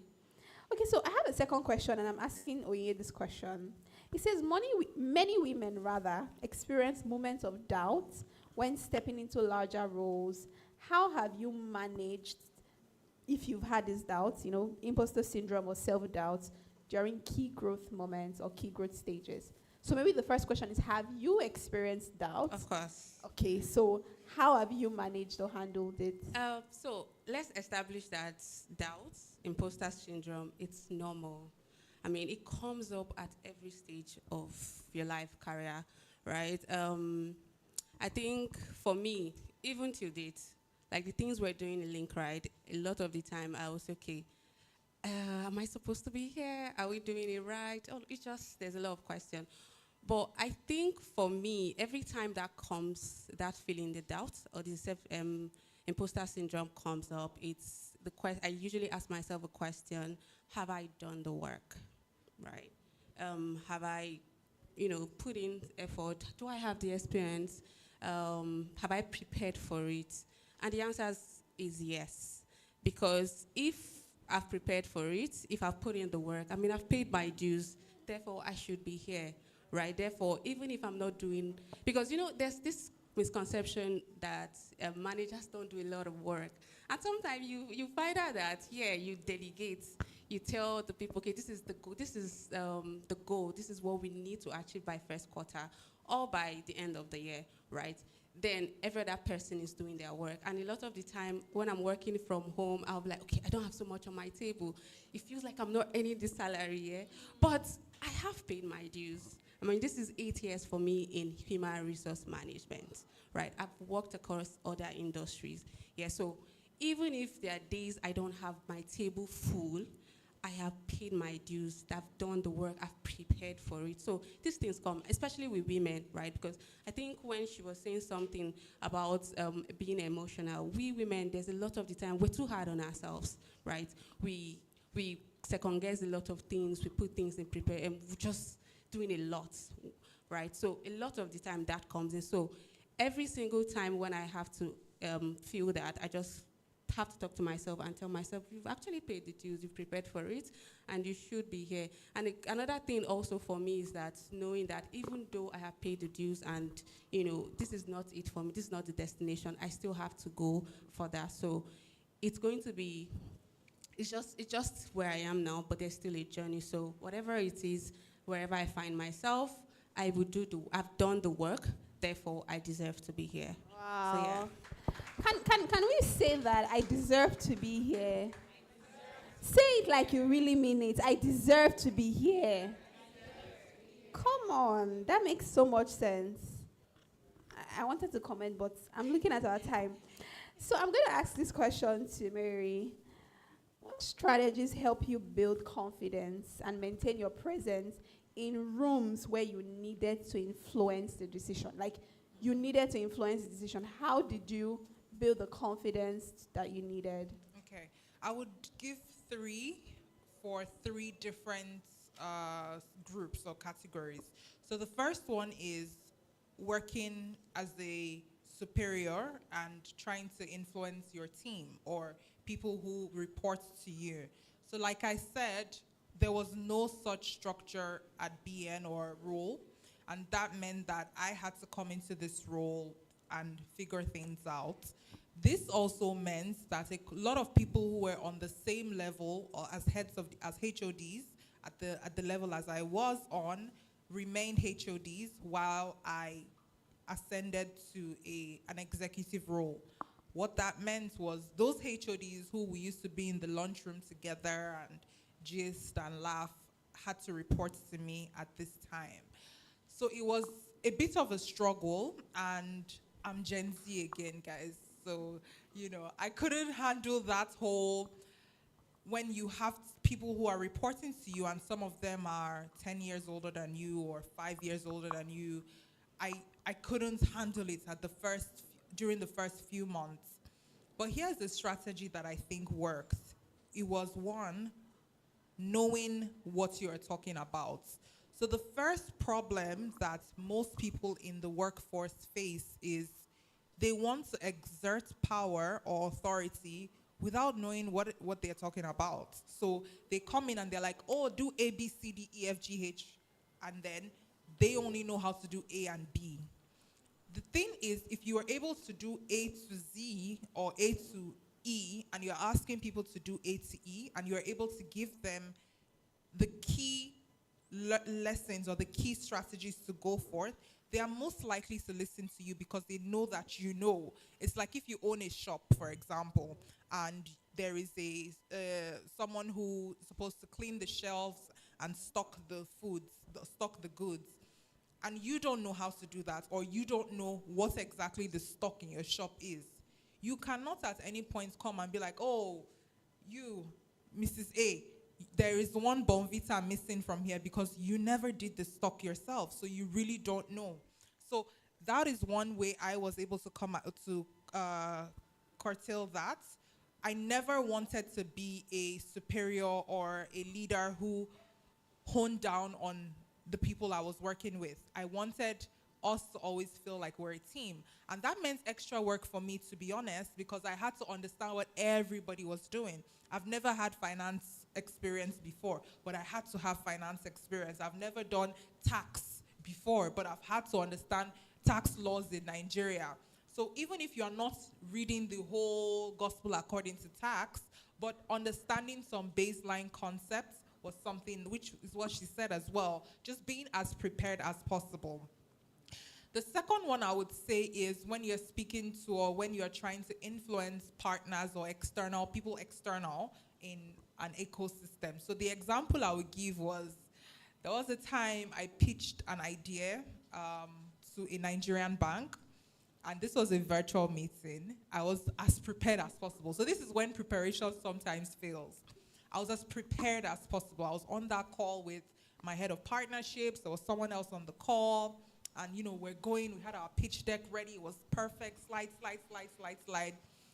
And once we're done, the person who was the key spokesperson at the time unmuted his call and said, oh, thank you. This was literally how the person was responding. Like, they laughed at our faces. Like, they literally laughed at us. So it was such an interesting thing, because at that point, you're embarrassed, but you need to be professional, You don't know what to do in that moment. So I just texted my head of partners, like, you know what, don't worry, don't speak further and everything. I was like, okay, if this doesn't align with you at the moment, that's fine. I understand. Can you tell me what about this project or this partnership doesn't suit you right now? And so they explained. Anyway, I'll bet a bit sarcastically, but they explained. They wanted something that was able to give them immediate B2C engagements, which I understood. So that didn't work out. But I think that they came back again, I think 3 months later, for another partnership with us, and they gave us their money still. But the lesson I learned from that was emotions. And when people say emotions, I don't believe that it only affects women. Men are some of the most emotional people I've seen in my life, honestly. But anyway, let's just say women are emotional. Emotions are the make or break points for any individual. When you allow your emotions to take over, when you are reactive to certain situations, especially in the workplace, you have given away your power, in my opinion. If you allow yourself to react so quickly to certain things, you give away your power. So in that moment, I learned that ability to even not just say, oh, thank you for your call, after people laughed at us and end the call, the ability for me to take a breather asked them, okay, what is it you're looking for? They explained, like I said, it didn't work out. That project didn't work out. But they did return 3 months ago, 3 months later, and eventually works with us. So that's the second one. I think that's the second one. The third one is the strategy over yourself. Now, people treat themselves as just, oh, it's just myself. You know, people will do certain things. You won't work out. You won't that. You have to understand that you as yourself are a brand. You are a living, breathing brand. What that means is whatever you bring to the workplace, whatever mark that you leave on another person, whatever footprints you leave on a project, that all points to the brand or the person that you're building. So in everything that I do or I've done, my key strategy is to always consider myself a brand. In that project, in that office, in that meeting, I understand that I am a brand. And so imagine if you own a company, now you are your own company, and you people at your company is going for a project.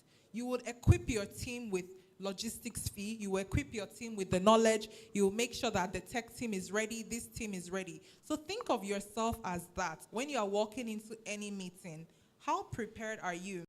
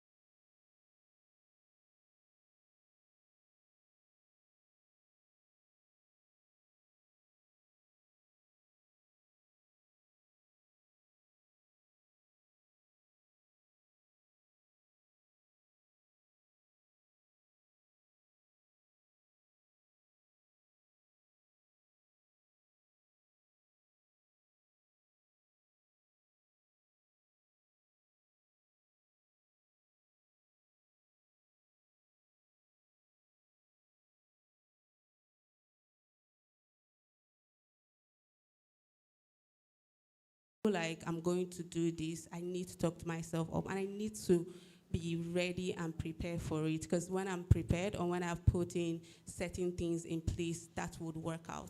Now I'm talking about what I'm going to wear, how I'm going to wake up, if I'm going to make my bed, how my car is going to how I'm going to start my car. Because I'm usually a routine person and I like to plan things. So in terms of that planning, it just helped me to know that this would work out. So that's usually my strategy. Things has to work out when I've put things in place, and I like to do things early, right? One of the things for me is, if you start things early, by the time things are going to fall apart, you already know how that will work out, and you'd immediately strategize or, think out something, and, something else has to work. So if starting early for anything, everything also work for me, because then it just helps. So I urge everybody in the room. I know a lot of us, there are a lot of things going on in Lagos, but a lot of the time, if you start early, if you can just be able to plan things, start early, then you figure other things are out eventually. And of course, Lagos has a lot of traffic. You also have to factor that I'm a HR. I get to deal with people coming in late and be like, oh, HR, oh, this, that. We're having to work. I live around the island, first of all, right? So every time we have to come into the office, and there's a rehabilitation going on in Lekki Ekpe Express Road, I still come into the office early, and I get to see people living in Yaba coming in late, and I'm thinking, really, guys? That's by the way, I'm just saying, starting early, it just helps. It just sort of gives you some sort of credibility that, okay, if I'm going to count on this certain person and things have to work out, because when things doesn't happen, then you have extra time to fix the rest. So that had always been the strategy for me. Wow, thank you so much. I'd like Titi to chip in on that question, and maybe from this angle, do you believe that there's a balance between personal life and work life? How do you do it? Okay, so I'll take the question from another angle. Okay. And the angle I'll take it from is, for me, I have to understand my bandwidth. That's what it is. So in terms of people who are reporting to me, I have to make sure that the people reporting to me do not take too much of my bandwidth, because I have limited bandwidth. What that means is that anybody who's reporting into me must be somebody that is solution-driven. Do not come to me with problems that are not going to add significant value to the business. So I'm very quick, once a person is reporting to me, to notice whether the person is draining my energy or not. If you're draining my energy, I'm going to reassign you to report to somebody else who's going to report to me. And this I would extend to everybody else in the room. If you have a boss, and you have a boss who's dealing with multiple functions, multiple businesses, you do not want to drain that person's energy. You do not want to do that. If I am answering questions that I feel you have the capacity to answer, we have a problem. My mind and the place where I've gotten into my career is strategic. So if you come to me, you're coming to me to solve strategic problems, not tactical problems, right? So first and foremost, I am very, very careful about who reports to me, because that's what helps with my energy, right? And then there is a balance between your professional life and personal life, because like for me, what I do is I start early. And when I say start early, I won't give that advice to everybody. Everybody needs to know themselves, because some people are morning people, some people are night people, but I'm an early starter. I start and I begin to plan my day. Before I get to work, I already know who I'm talking to, I know what I'm dealing with, I've prioritized. And by the time it's getting to 4 o'clock, I'm winding down. Don't call me unless there's a crazy emergency, because I want to enjoy dinner with my husband. I want to have a bit of fun when I get home. So I do believe that balance for a leader is dependent on the quality of people that you surround yourself with. Preach. Yes, please. So I completely agree with what the both of them have shared, but I also want to take it from the angle of mid to entry-level staff, as well as people who work in media or related industries. The thing is, because, especially if you work remotely, it's 24/7 for most people, unfortunately. And I do work with team members who have to put in the work during busy seasons, and they have to constantly be on. Now, something that I've done with their heads of departments is to ensure that they pay forward off days. So as an example, if you work this whole week, 247, or let's say we try to maintain 8 hours. But if you work 12 hours, as an example, you can take 4 hours from those 12 hours and pay it forward to an off day within the month. So maybe you can have a half day. Now, that is the side of management. I'm just trying to tell you guys that we manage it. But anyway, from their angle, what I've seen is it leads to a lot of burnout. It leads to a lot of mental drainage. It leads to lack of creativity. The advice I usually give is you can tell people to prioritize as much as possible, but the truth is, if the work is just coming, they are unable to prioritize. So I'll give an advice to senior leadership, which is always craft or curate the tasks that you give. So as an example, for me, if I have a list of responsibilities I need someone who reports to me to attend to, I most likely will not be messaging you 5 hours in one day. I most likely would have sent you everything in the morning. But I see other managers who, oh, this has come up, Tope, send this. Anita, send this. Anita, this one, do that. And then throughout the day, it's one request or the other. So now this is the advice for senior level leadership. Crafting your tasks that you have for your team, etc., is some way you can help them. For the other people, for people who are on the receiving end of this, my advice is work hard and play hard. I don't know how best to put it. And what I mean by that is when you are in the office or when it is your working hours, when it is Monday to Friday or Monday to Saturday, however it may be, work as hard as you can. Work as hard as you can. When it is your off day as hard as you can. Because the truth is, it does something in your head. You don't feel guilty, because what happens is when you are working on your off day, oh, let me just quickly send this email, or let me just quickly respond to this thing. You feel guilty when you are back to work. You're like, should be during my off day, I still sent that email. You start to feel guilty. So work as hard as you can, but when it comes for your enjoyment, enjoy as hard as you can as well. I would also say this: do not be afraid to ask. Do not be afraid to ask for perks from your job. Our HR experience, sorry, Onye is here. You guys can ask some of the perks that you are potentially supposed to get from your company, whether it's paid extra time, whether it's paid off time, whether it's payments for your internet or something. Do not be afraid to ask for these things. Ask the HR. Some HR are the ops in your office, but fine, come and ask Onye. But what I'm trying to say is, don't be afraid to ask. Don't be afraid, because those are the things that give us a bit of respite, that, okay, I've worked so hard and I'm able to enjoy this at the end of the day. Yeah. Okay. Thank you so much for bringing that balance, right? At some point, me, I was just like, hallelujah. Please tell them, all these people that work with us, don't bring But it's all right. We too, we are learning. We'll curate the task. So because of time, oh my God, I have so many interesting questions. And I know that some people in the audience have questions. By the way, we're not supposed to do this because it's bold money women.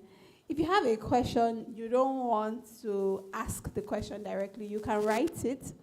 But really, I would prefer that you just be bold and ask your question. However, we can make the provision. You can write it and give it to anybody you see wearing BMW t-shirts. BMW t-shirt people, just make sure that they can see you, right? So I'll ask this question to Onye. Have you ever felt guilty or conflicted about pursuing your ambitions? How did you deal with those feelings while continuing your growth journey? Okay. Hi. Hi. So yes, every time, right? So I've worked in proper corporates, right? Not to mention name. If you check my LinkedIn, probably know. A lot of the people I worked with were men in their 40s, 50s, 60s, right?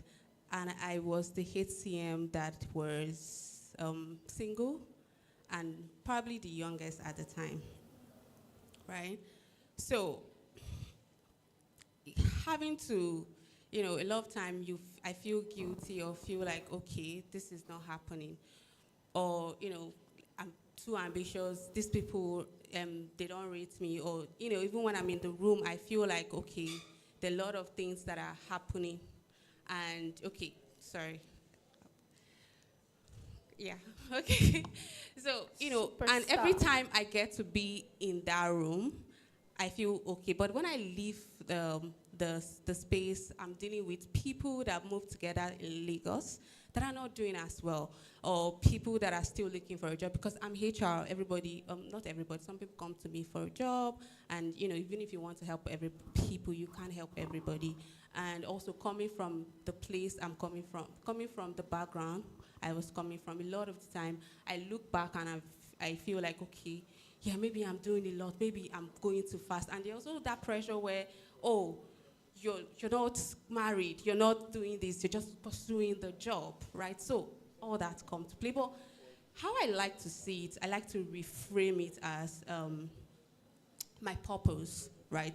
Different people have purpose. Some people are called to be mothers, to be nurturers, to be anything, to be marketers and all. But for me, I think reframing that ambitious, or whatever people think, oh, you're too excessive, or you're too this, you're too that, I just reframe that as this is my purpose. And I also see it as, okay, this is my purpose. I need to contribute. I'm seeing it as me contributing to the society. Because if I'm this person I'm becoming, I'm making the society better, right? I'm contributing. I'm able to pay. Like, if my friend come to me, I'll be able to pay for their meal or send them something, right? So that's because I'm able to be this ambitious, do these things, and I'm able to be good friends, or good daughter, or good neighbor, because neighbors come to you, please help me this, pay this for me, and I'm able to do that, right? So it makes me feel like, okay, because I'm this, my purpose is to actually be ambitious, so I'll be able to contribute to the society. Now imagine if I'm not able to help, if you're my friend, and you come to me, okay, Onyinye, oh, so. I mean, I'm not going to help you entirely, but I will support. I will bring something to the table. Or if in the compound, people are contributing and I don't have anything to contribute, or maybe I'm still not doing as much or not grinding as hard, how am I going to contribute to the society? Or even we're paying estate dues. I'm not. So my point being that every time I feel that, or I get to hear that, or you're not doing this other women are doing, or just making babies, or doing other things, I just sit back and tell myself, okay, this is where I am at, this is my purpose, and as long as I'm contributing to the society, as long as I'm also not being a burden to anybody, it's okay, right? It's okay for me to be this person and also contribute to the best as I can in the society, and just be a better human being. So that's how I say it. Guys, that deserves a hug, Bobby. Honestly, and I think that conversation is something we should take to another space and unpack, because that's a women thing. I don't know if men get pressured, maybe when they get clocked like 40s and 50s, and it's a casual conversation. But for women, and I also ask, especially for women who seem to be doing well, it's like you don't want to get married. It's like your success is not complete. It's like you should feel guilty for having money. And I think as many people are married and desire to have kids, it's a great thing. And I think the decision to do it is yours.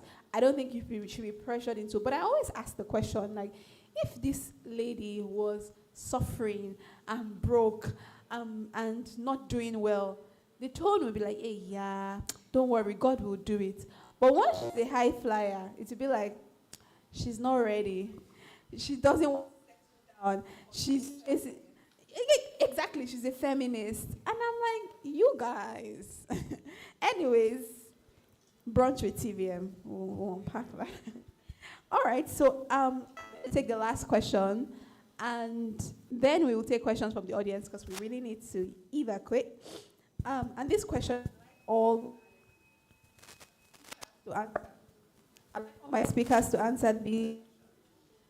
Have there been moments? I'll start with you, Titi. Have there been moments your ambition was misunderstood or questioned? How did you stay confident in pursuing your goals? Like, your ambition was either misunderstood or questioned?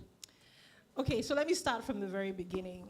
I had a very unconventional childhood, extremely unconventional. My father was a military man.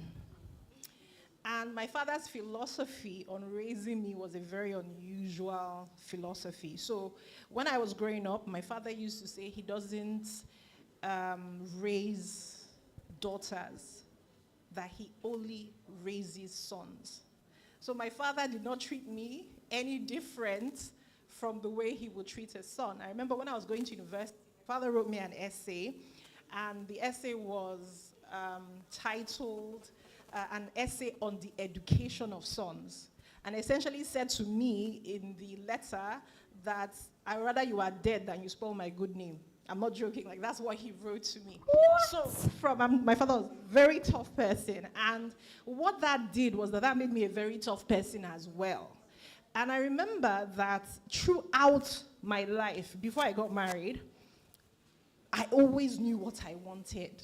Right? So anybody that was coming into my space, you were already knowing that this person, like, this is what she wants. When my husband, when he was my boyfriend and wanted to get married to me, he went to my dad and said, oh, I would love to get married to Titi. And my father said, are you sure you can marry her? That was his question. And my dad was like, I'm not worried about her, I'm worried about you.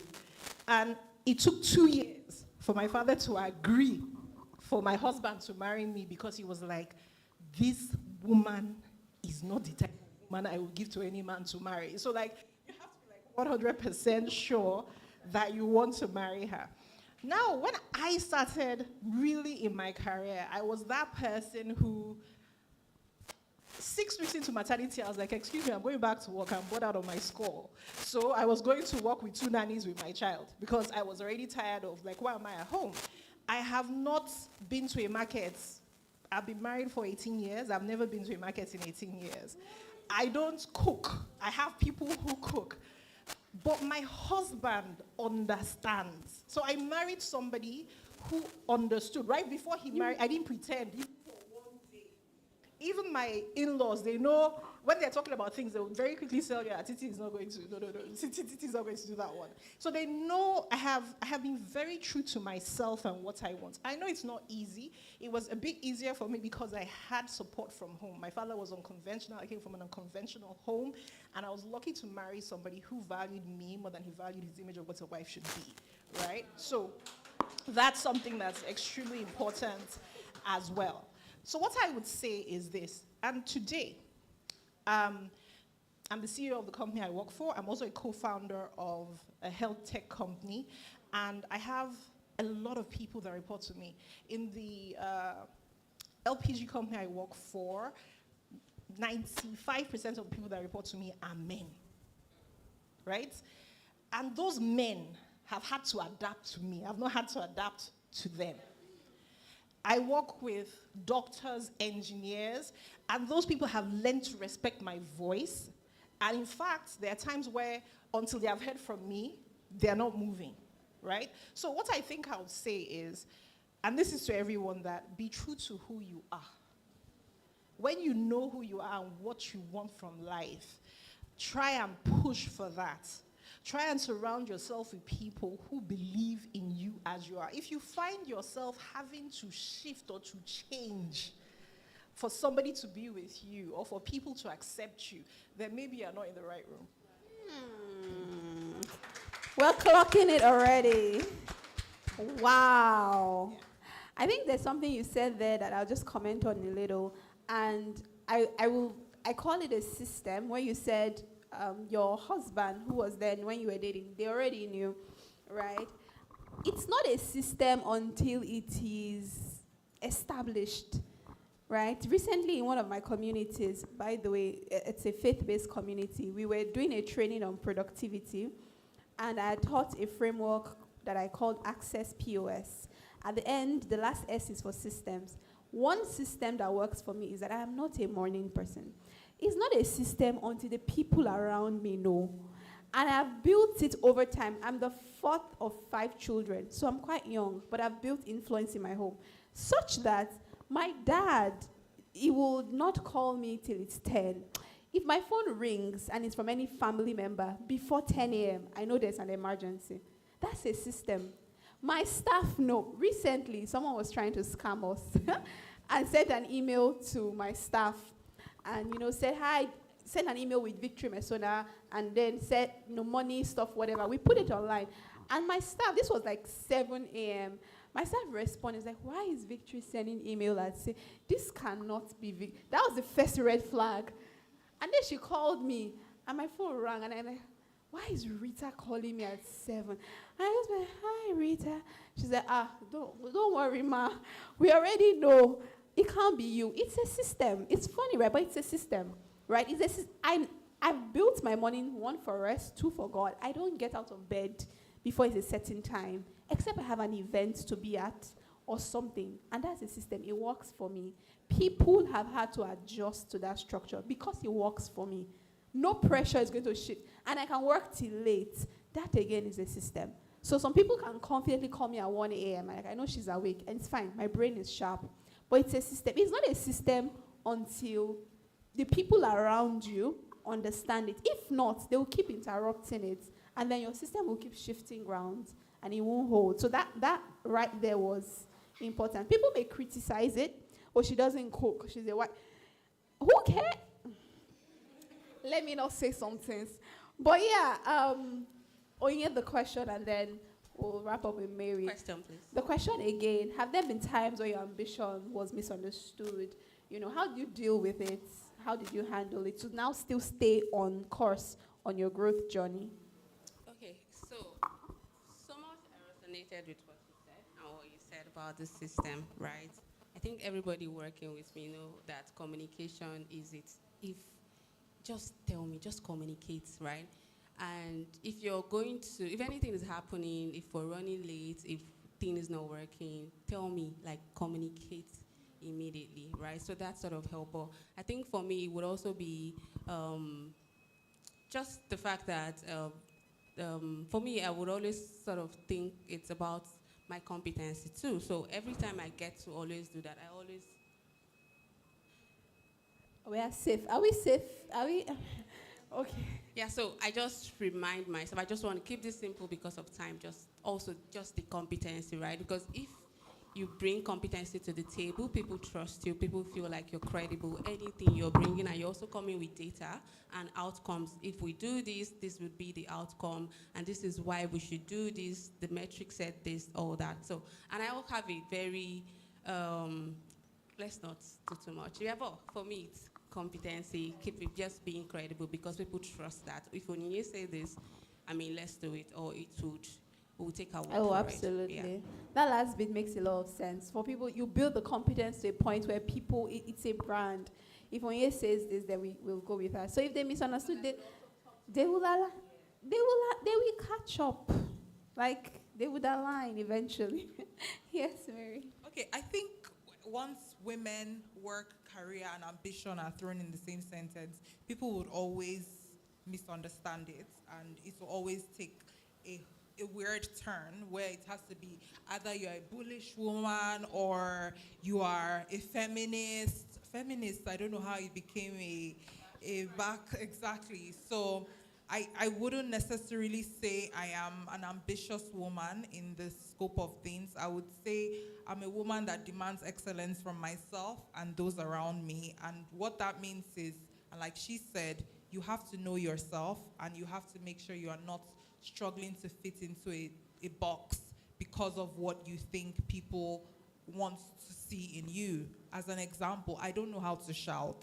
I don't know how to quarrel. I've never quarreled a day in my life, honestly. I've never fought. I'm always, someone is just me about fights, I'll be so interested because I've never actually fought. The people that work with me, whether in my home or at work, I can't shout on you, but if I tell you something 3 times, by the 3rd time, know that there are going to be repercussions for it. So I'm not going to be like, oh, why did you do this? Why did you do that? Nah, but by the 3rd time, there are going to be repercussions for it. So like she said, know yourself. My leadership style might not be the most popular one, but it's the one that you will follow because at the end of the day, I'm still your superior. But I don't have to fit into a box where I have to be bullish. And I think when you were speaking and you were saying you don't have to behave like a man. I have seen people in certain industries who actually have to take on that persona of, being, some women even deepen their voices when they work in certain industries. I I'll quote something which is femininity. Femininity is strength under a velvet glove. And what that means is you do have the strength as a woman, but you don't always have to wield it. You can cover it sometimes with your femininity. You don't have to be the one to throw the punch or throw the blow. So that's what I would say. Interesting perspective. Wow. I fought too in school. If you went to boarding house, you will fight. But no, that's such a beautiful way to wrap it up. Okay, do I have questions in the audience? Because I've been signaling, I've been getting all the signal that my time is up. Let me know the questions I have. So if you have a question, be a bold woman. Raise your hand above your head. Don't do it like this. I won't see you. Question. I don't have any questions. Yes, I have 1, 2, 3. Any more questions? Okay, we'll wrap. 4. Okay, thank you so much. So, number 1, tell us your name and your question. If your question is addressed to a particular person, just tell us. If not, I will assign it. The beautiful lady on white and orange. By the way, you look so beautiful. Thank you I so love much. your shoes. They're giving everything bold. Thank you so much. Good afternoon once again, everyone. My name is Monica Samuel, and my question is directed to Ms. Titilola. When you were speaking, you had talked about how that when you started in your career, you usually thought about your role and the objectives that you wanted to maintain for your role. At a time, you had to graduate from that into what the organizational objectives are. And it spoke to me because, for context, I work in the creative and fashion industry. And when I entered, it was basically, this is the creative space. Beyond passion, I actually want to also make a change there. But it started with me thinking about my role. Hence my question. How do you still balance your own personal career growth trajectory within the organization and you're not boxed? Right, because I've had a bit of that. Thank you. Okay, thank you for that question. Let me say this. Let me give you a bit of my story. So, like I said, at NAVGAS, I've been working at NAVGAS for 16 years. And when I first started there, my first objective really was to be a top performer, show them I knew what I could do, add and contribute in a way that it was very clear that I was a superstar. And that was what drove me. However, right, one of the things that happened, so NAVGAS is actually part of a multinational. It's actually a global, it's a subsidiary in Nigeria of a global company. One of the things that happened was that I was very good at what I was doing to the point that I got global attention. And when I got global attention, the organization made a strategic choice that they did not want me to leave, right? So what did they do? Have you So they put me on 2 retention plans where they were keeping money for me every month for just remaining in the organization. But I had, in 2018, I had a medical emergency and I almost died, right? Now, within NAVGAS and with the kind of conversations I was having with the leadership, the global leadership, it was very clear to me that the organization had amazing plans for me. So they were saying to me, don't worry, we're going to make you a global leader, we're going to give you this, we're going to give you that. But something happened in 2018 that made me shift. So I was not just about what I was going to achieve within NAVGAS and within the larger global organization, but I also had a drive that I wanted to do healthcare. Now, I had added so much value in NAVGAS that when I went to NAVGAS to say I wanted to leave to go and do healthcare, because I also had on the side my founder of Zuri Health, who was starting healthcare, and they were taking healthcare across Africa, and he had said to me, Titi, you need to come on board to come and support the expansion. I went to NAVGAS and I said, hey, I need to go, I have these retention plans. I understand, but I'm going to let them go because I want to do healthcare. Do you know what they said to me? NAFGA said, we will pay you to just continue to come to the office once a month to check how things were doing. So I left for 2.5 years, and they were paying me like twice what I was earning while I was still there. How did that happen? That happened because all the while I was there, I was solving their organizational problems. That's what it was, right? Within the organization, I became the first African to be a global leader. The first African. I became the first African to address a global town hall meeting. So what am I saying to you? What I'm saying to you is that when you add value, there's a point where you'll get to when even when you want to do other things, that organization will support you to do those things as long as you can still add value to your business. That's my experience. That's an aspirational moment. I want to get, who wants to get there? Like, don't be shy. You want to, let's just be paying you that you are here. My goodness. Wow. Thank you for what you've done. Putting Africa on the stage, on the global map, and doing it with such grace still. I hope your question was answered. Okay. Where's the second question? Okay. Good afternoon, everyone. Good afternoon. My name is Ianu Fadairo, and my question is, well, I'm in a situation right now where I have to, I can either risk to keep waiting for what I want, or I settle for, I won't say less because it's something some people want, it's where their passion is, but my passion is just not there. And I'm in a fix because there's a time frame, there's a deadline. I have to pick, I have to choose something. And what I want isn't coming forth yet. I'm still hoping, I'm very optimistic about it. But it's beginning to look like, oh, she's proud. Just do this one, take this one. You know, everybody is looking like, others have started. You, why are you still waiting? Why are you still, just pick or do this one? And it's quite painful, to be honest. It's very, very sad because it's something I want. What I want is what I want. It's something I would give my all. And why are they not just seeing that?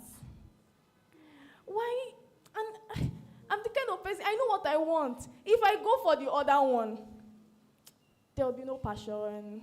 I'll just do it to exist. I'll just do it for doing sake. And I don't want to build that kind of future for myself because I know that particular decision, that particular thing would affect my career later in life. Mary, okay. Hi. So I think one of the things we've always forget is there's always going to be opportunities, right? We think this is it. No, there's still time. And whatever it is you feel like you want to do, even if the time frame is very constrained, I think you should do it. Because your future self will thank you, right? I'm not quite certain what that is, but I just want to tell you that there's always going to be opportunities, right? All you have to do is always believe in yourself first, invest in yourself, in your competency, in your skill set, all of that. Opportunity will always come. We don't want to always box ourselves into this is it. It has to be this. It doesn't, there are 3 things that can work out. But the one that works out has to be the one you're passionate about, the one that you wait for, the one you know you can do, the one you feel in your heart is it, even though the other one is just, so my advice is just wait on the whatever that one is. You're not giving us a lot of things to work with around here, but I feel, I just want to tell you that opportunity, there's always opportunity. Right, so just choose the one that you feel in your heart. It is even if the timing is not it. There's always going to be opportunities. Interesting. I hope that gives you some conviction and clarity. Can I just say a few things to her? Okay. Okay, so let me not lie to you, I'm a very pragmatic person, right? Like she said, we don't really have all the details, but there are a couple of questions I always ask when people speak the way you've spoken. And the first question is, are you on a clock? You're on a clock. Who set it?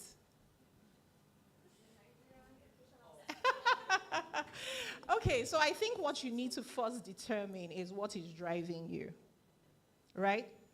I personally, one of the things that I really find very valuable is the ability to have tenacity. And tenacity sometimes means, and I'll give an example that's going to be an unpopular one. I tell you it's unpopular, but I don't mind using unpopular examples to make points. And what am I saying?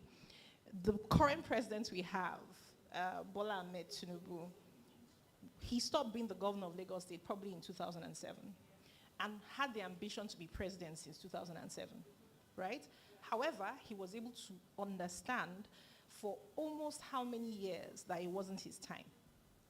Think about it. Think about, you have the funds, you have the partnerships, you have the political, but he understood that it was not his time, which means that you can have an ambition, right? But it might simply not be time for that ambition.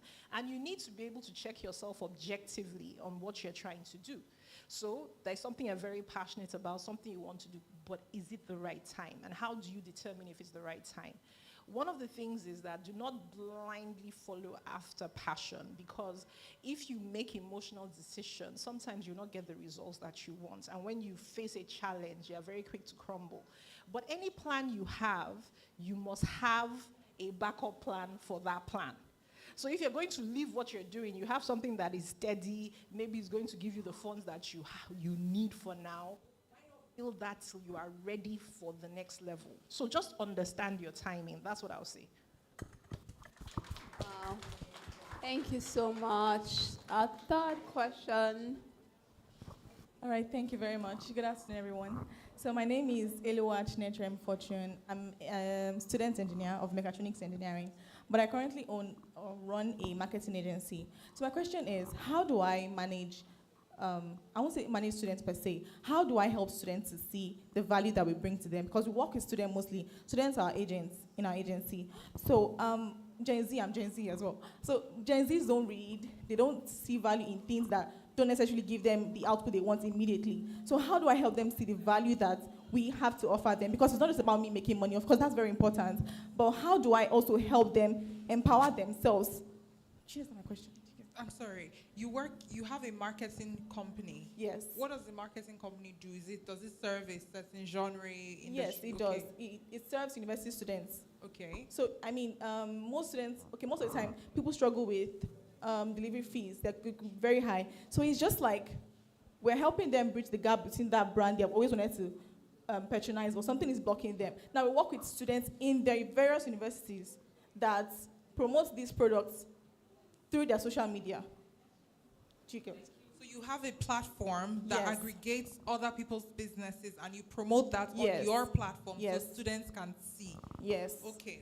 So all right, yes. So we work with student agents to market these brands in their various universities. All right, so I mean, it's a side income. It's a way for them to make a living while still in campus, because most students struggle these days with the economy and everything. So it's an empowerment notion for them as well. So how do I help them see this? How do I do this? Because most of the times you set meetings with them, you set Google Meets or different things with them, and they don't take it seriously. Yeah. Like they take it with levity, and I'm like, do you even realize what I'm trying?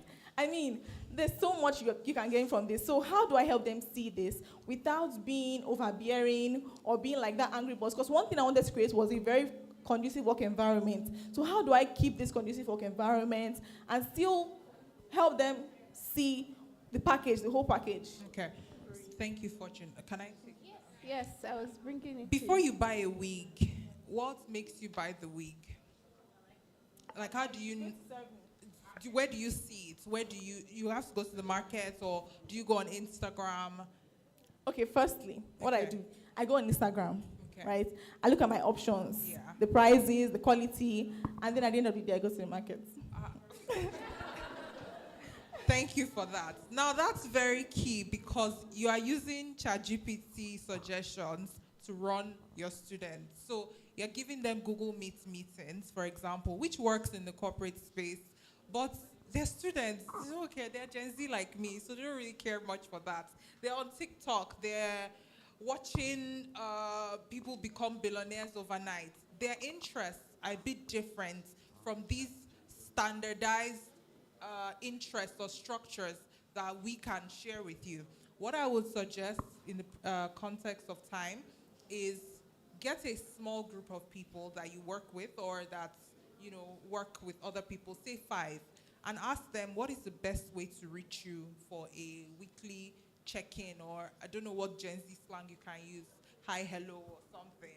And ask Virtual them, coffee. virtual coffee. That's one of my worst things. But anyway, ask them what is the best way to reach you? How do you want me to contact you? Do you want WhatsApp? As in my company, interestingly, we do use WhatsApp a lot. But some people have come into my company and be like, please, I can't be using WhatsApp for my work. I need only Slack or Outlook or whatever. And I understand I understand that. So you need to meet the people that you're trying to meet where they are.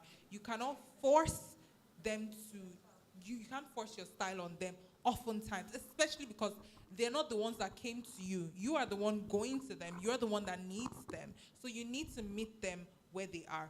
I don't know if the question was only for people that work with you or also for getting clients. I'm not sure. Okay, for people that work. So yes, that's what I would suggest. Let me just add something to that. So what I'll add to that is also you need to onboard the right people. And I'll tell you, we had an experience where we were onboarding student ambassadors. And it got to a point where we realized that, okay, when we want to onboard the student ambassadors, let's look for those people who are paying for their own education, who actually need the cash. And then all of a sudden, people start appearing for the meetings. So just make sure that the profile of people that you're trying to onboard to do the business are actually people who have a passion for doing business. Yeah. Yeah, that makes a lot of sense. And maybe just to layer on it, right, is look for their interest as well beyond the money.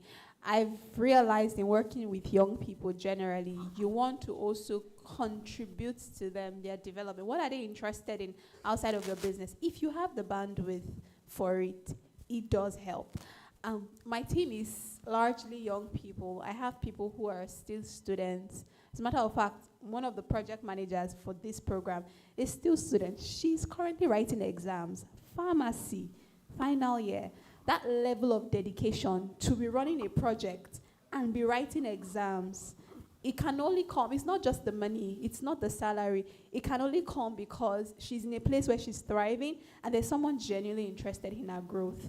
So if you can, not everybody can, if you can fit that in, it will help you. I hope that helps. Last question. You're a prime ticket holder. I can see yours, so we'll meet at the brunch. Last question. Hi.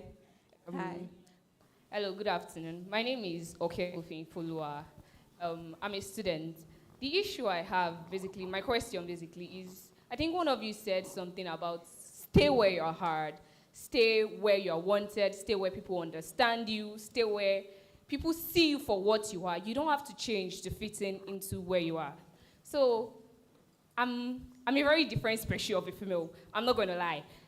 In school, people see me for something different. People see me for something weird. I stand out a lot. I'm not going to lie. And I have issues with the fact that I stand out because, like, when you make an opinion and it's not being heard because, like, it's just you, like, who the heck are you? That's, like, the opinion people have about you because you never came to talk about what you wanted, like expressed yourself. So right now you're expressing yourself, though it's a little bit too late. There's no audience to support you. There's no people to push you. Even at home, Nigerian mentality is all about the books. It's all about the books. If it's not the books, you can't make it. So I'm not into the books. I want to make it through another means. I don't want to make it with my certificate. I'm only studying because you want me to study. What I want is not my certificate. So what do you do in a situation whereby at home, what you want is not supported? At school, you're not being heard. Where you think you have audiences, there's no audience for you.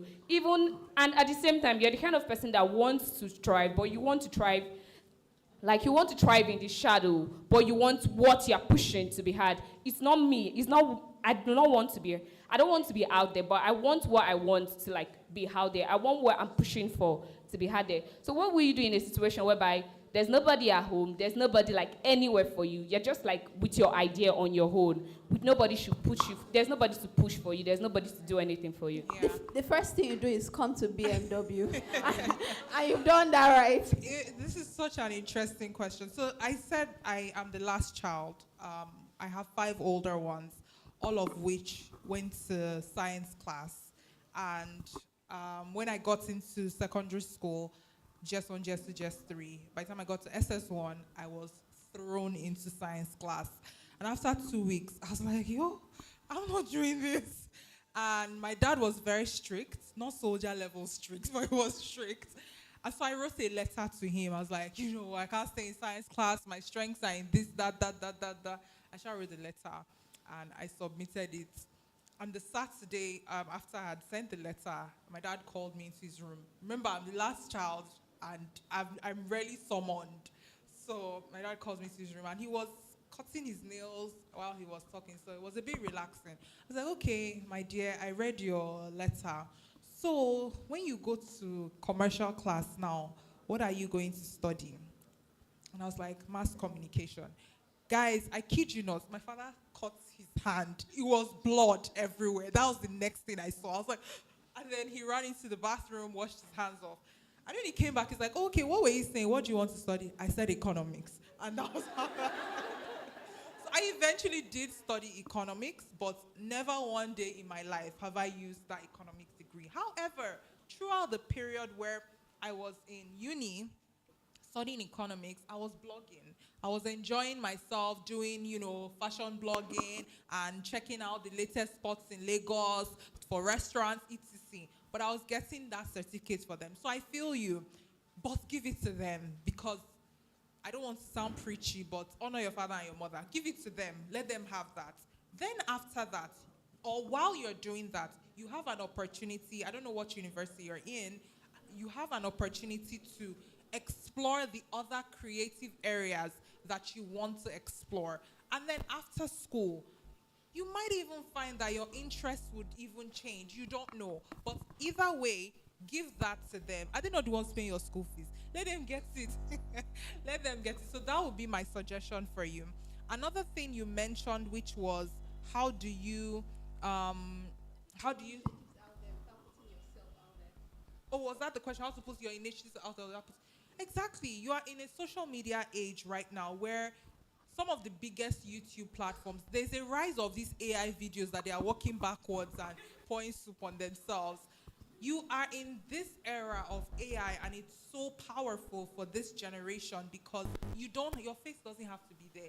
Your whatever doesn't have to be there. You have the opportunity to put faceless YouTubes are on the rise, putting up videos without any personality of yourself, but just reposting some content, putting one story from Reddit, etc. on it, they go really viral. So I believe that you have all the tools that you need, and they are very inexpensive. These AI videos I talk about, they are inexpensive to make. So explore the cheapest options that you can do so that you are not investing too much and then feeling like you are pressured to deliver or to make money or to form a whole career out of it. But at the same time, please give your parents their certificates. That's what I was saying.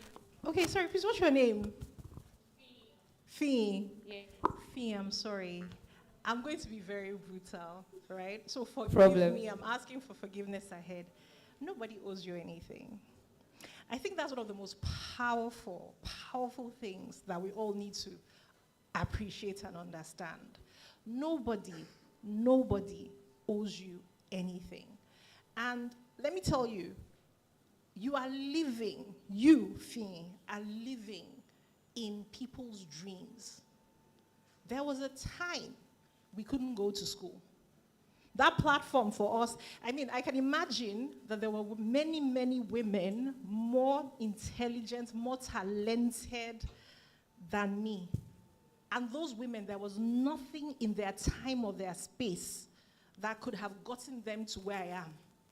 I am living in a time where there are platforms, there are channels that I can use. You have tools that no generation before you has had. right? So first and foremost, nobody owes you a thing, and you're now living in a space where you can actually create the kind of future that you want because the tools exist. Let me also tell you, there was a question you asked, and the question was, how do you deal with imposter syndrome? How do you whatever? And the reason I'm saying that to you specifically is because you said nobody's supporting me. Nobody is, they don't really believe in what I want to do. So let me tell you, I personally have never suffered from imposter syndrome. And why? Why haven't I suffered from imposter syndrome? I haven't because of faith. And what is faith to me? See, let me tell you, when I wake up in the morning, I always say to myself that he uses the foolish things of the world to shame the wise. And because I am foolish, he will use me. He uses the weak things of the world to shame the strong. And so because I am weak, he will use me. I'm not about, if it has to be done, he will qualify me. Right? And because of the fact that I know it's not about me, it's about who will carry forth the vision, I know I can do it. So there is no stage that I'm going to sit on that I'm not going to be able to add value, because it's not to him that willeth, not to him that runneth, but dependent on God that has mercy. So my confidence is not in me, Titi. But my confidence is the fact that I was called to it, so he has qualified me for it. So the way I hype myself, like when I'm alone, the way I'm hyping myself, in fact, you yourself, you'll be like, this woman is delusional.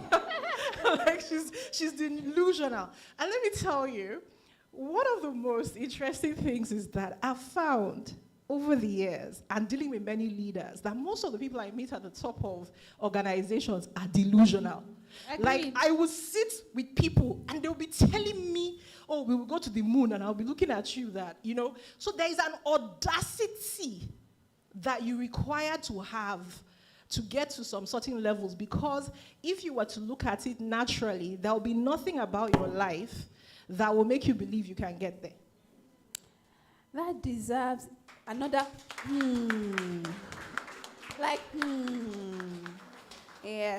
Yes, I think that makes a lot of sense.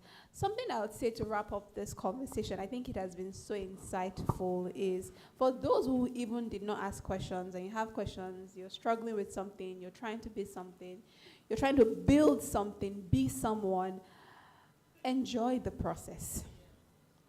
I think we are so focused on where we are going that sometimes we forget the journey we are on, right? Enjoy the process. And when I say enjoy, I don't mean it's always enjoyable.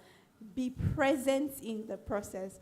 By the way, if you didn't get a copy of Growth from Anywhere, you should get it. And not because I wrote it, but it's an absolutely fantastic book. It's broken into 4 parts because I see growth in these 4 phases. There is the becoming. You become the person that can grow. Then you start to build. Then you will bridge because there are issues in life. And then you will bloom. And it's a full circle, or really. You need to be conscious of where you are, the phase that you're in. It's a phase where I'm figuring it out. Okay, I want to intentionally figure it out. There's some things I can't share here because, again, safer, smaller space when we go to the brunch. But I'll tell you something. And I wrote it in the book. There was a story I told in the book. Many stories in the book, by the way. You'd enjoy reading it. When I was growing up, I was in what you would consider then the average middle-class family. My dad was a head of department or an assistant HOD in Delta Steel Company. For those who know Delta Steel Company, literally the largest steel producing. It's closed now. It was sold to the Indians some years ago. Very horrible, messy story of Nigeria. So we're quite comfortable. I grew up in the home where, Hilux used to drop me at school. We're okay, not rich, but comfortable. And then the government sold the company to the Indians, and things just went like this. I remember we moved out of our house in a hurry. Like, literally, we were forced to move out of the house. As a child, that was traumatic. I remember crying. This was like maybe primary school or maybe just 1 or 2. And, things went from, we're not rich, from here to here. And as an adult now, when I look back, I say some things, and I say that in all honor. For those who know me, I actually adore my dad. I say there are things that he could have done better to prepare us.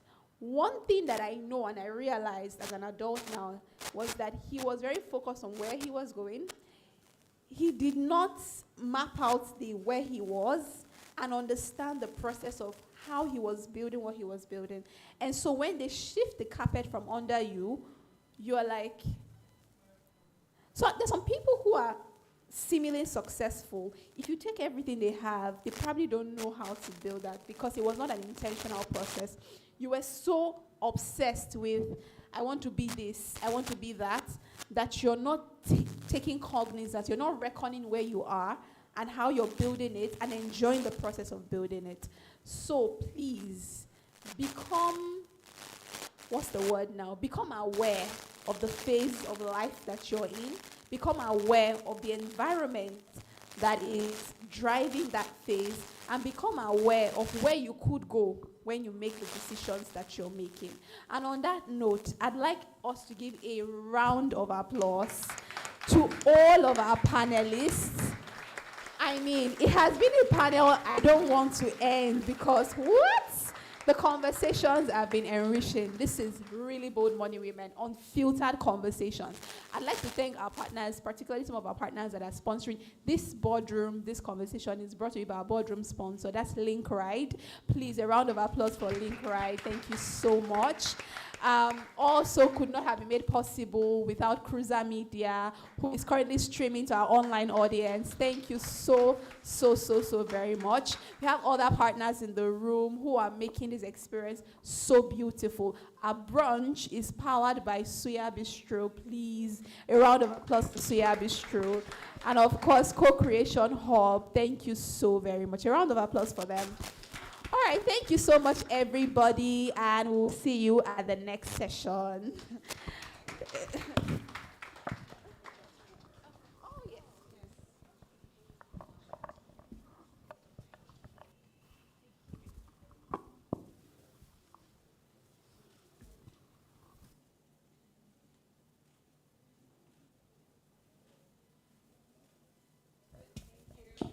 Once again, please, can we give them a round of applause?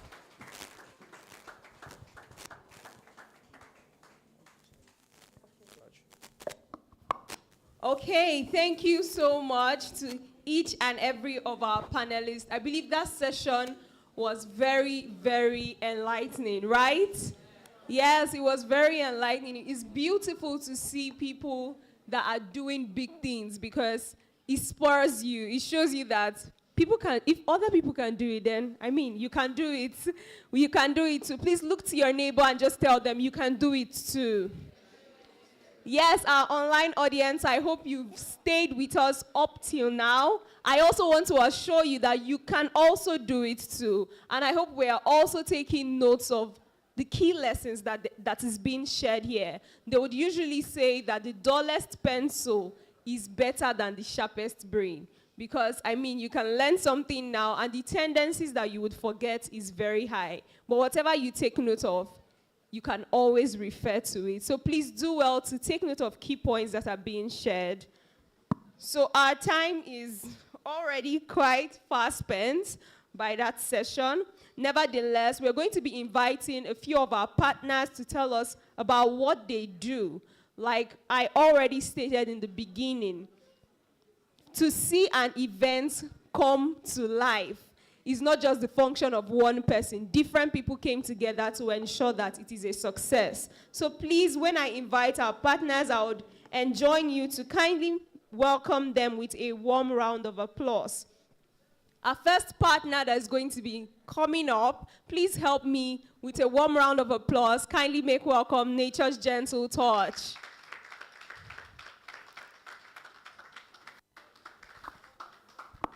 Good afternoon, everyone.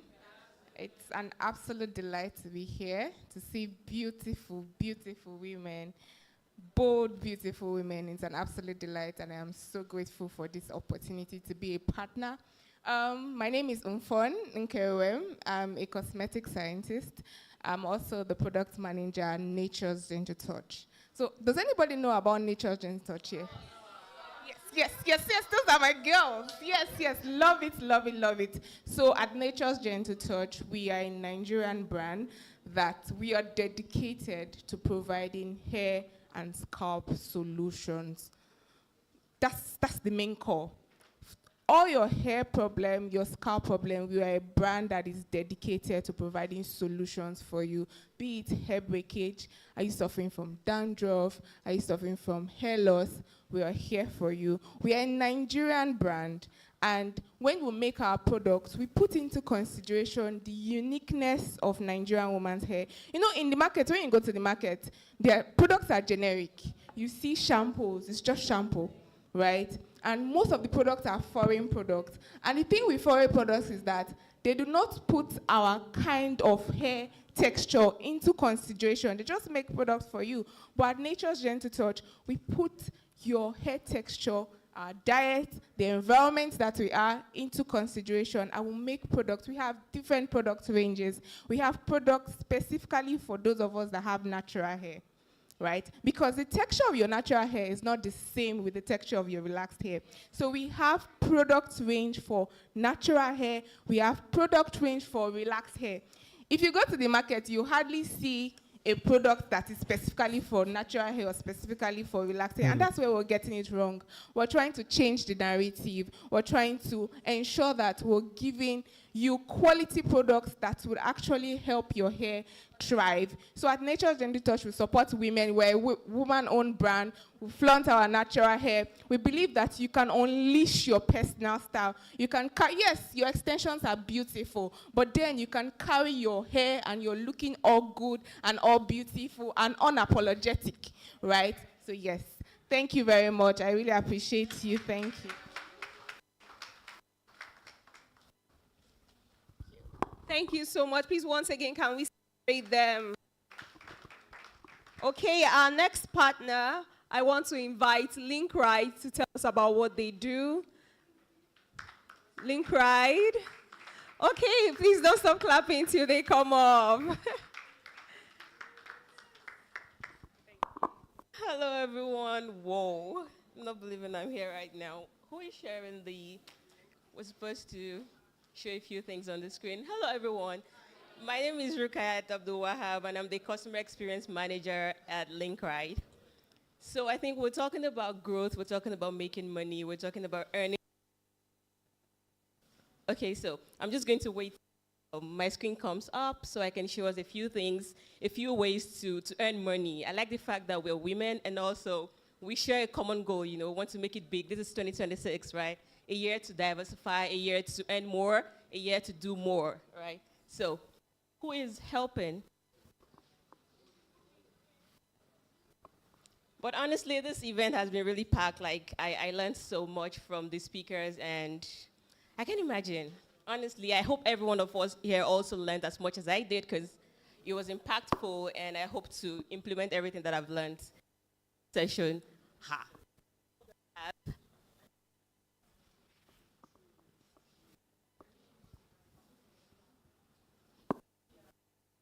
So we're talking, right? The topic today is, I apologize. I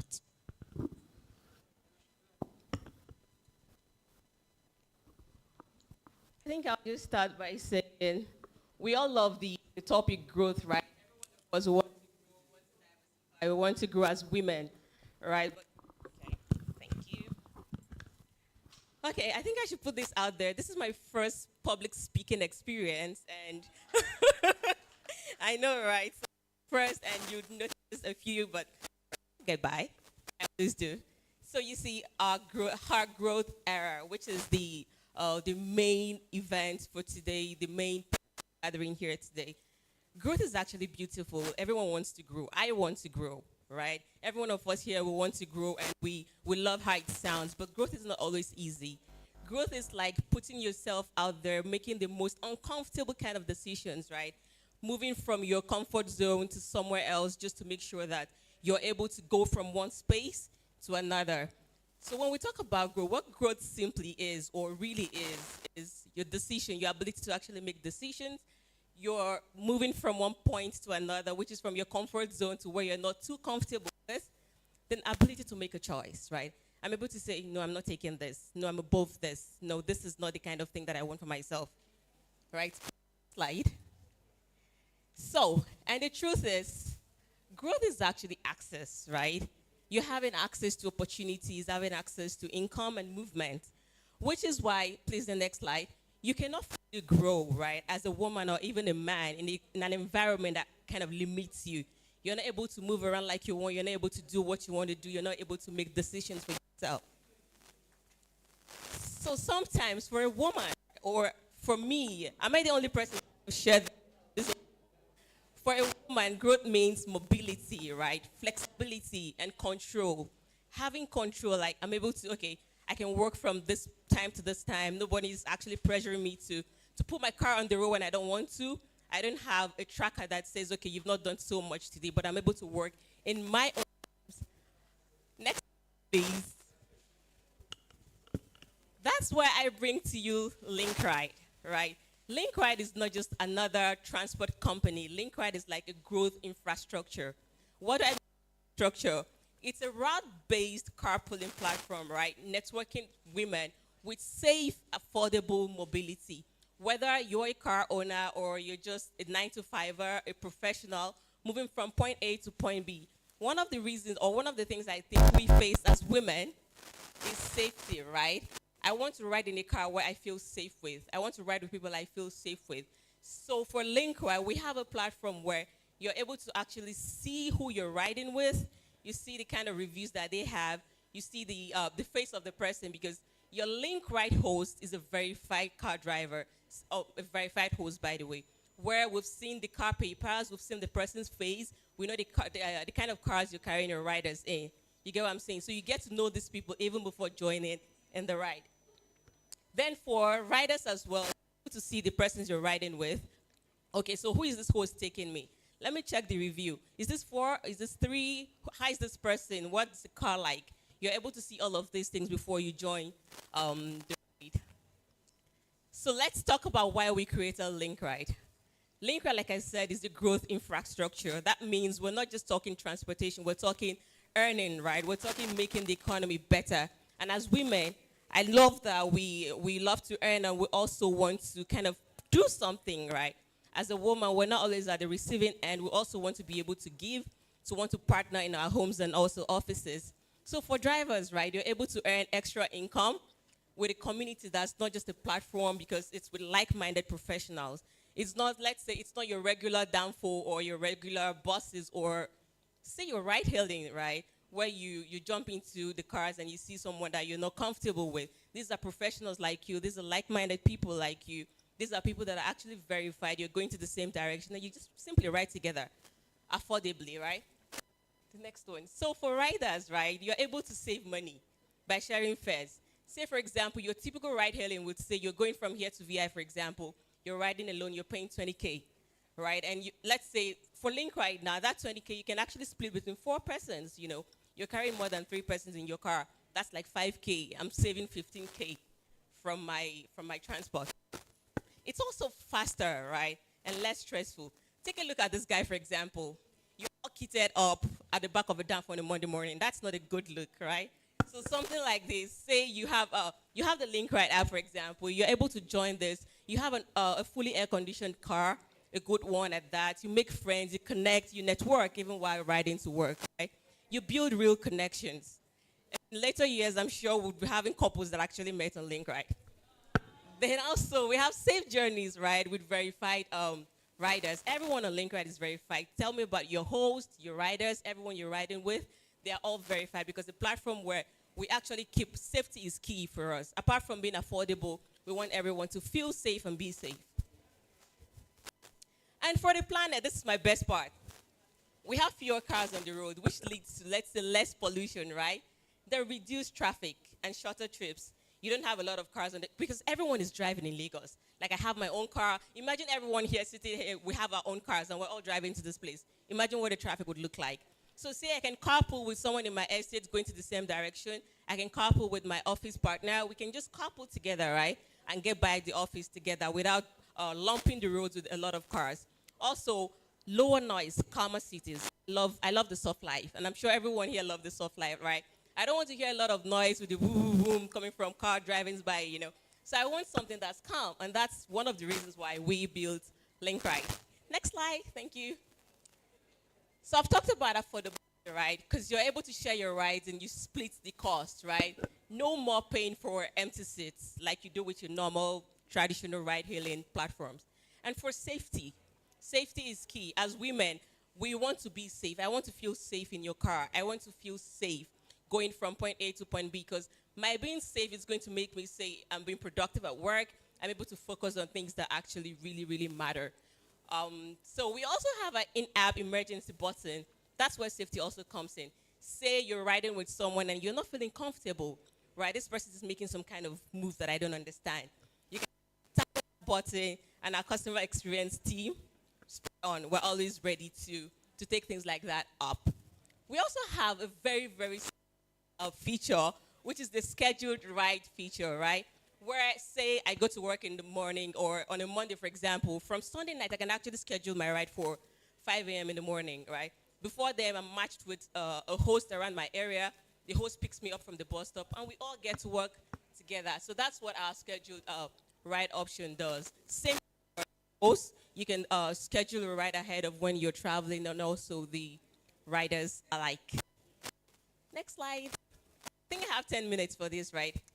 So like I said, for riders, right, the price is your first ride totally free. Say you're going from Yanokwaja to VI. You don't have to pay a penny. It's all on us. Bill of house. And also trip insurance. How many of our companies have trip insurance where you keep your riders in mind, your host in mind, saying anything can actually happen? We want to insure you. We want to make you feel safe. And this is all about getting the safety part of our safety is our core, pretty much. And for hosts, imagine saving for 3 months everything that you earn on the trip.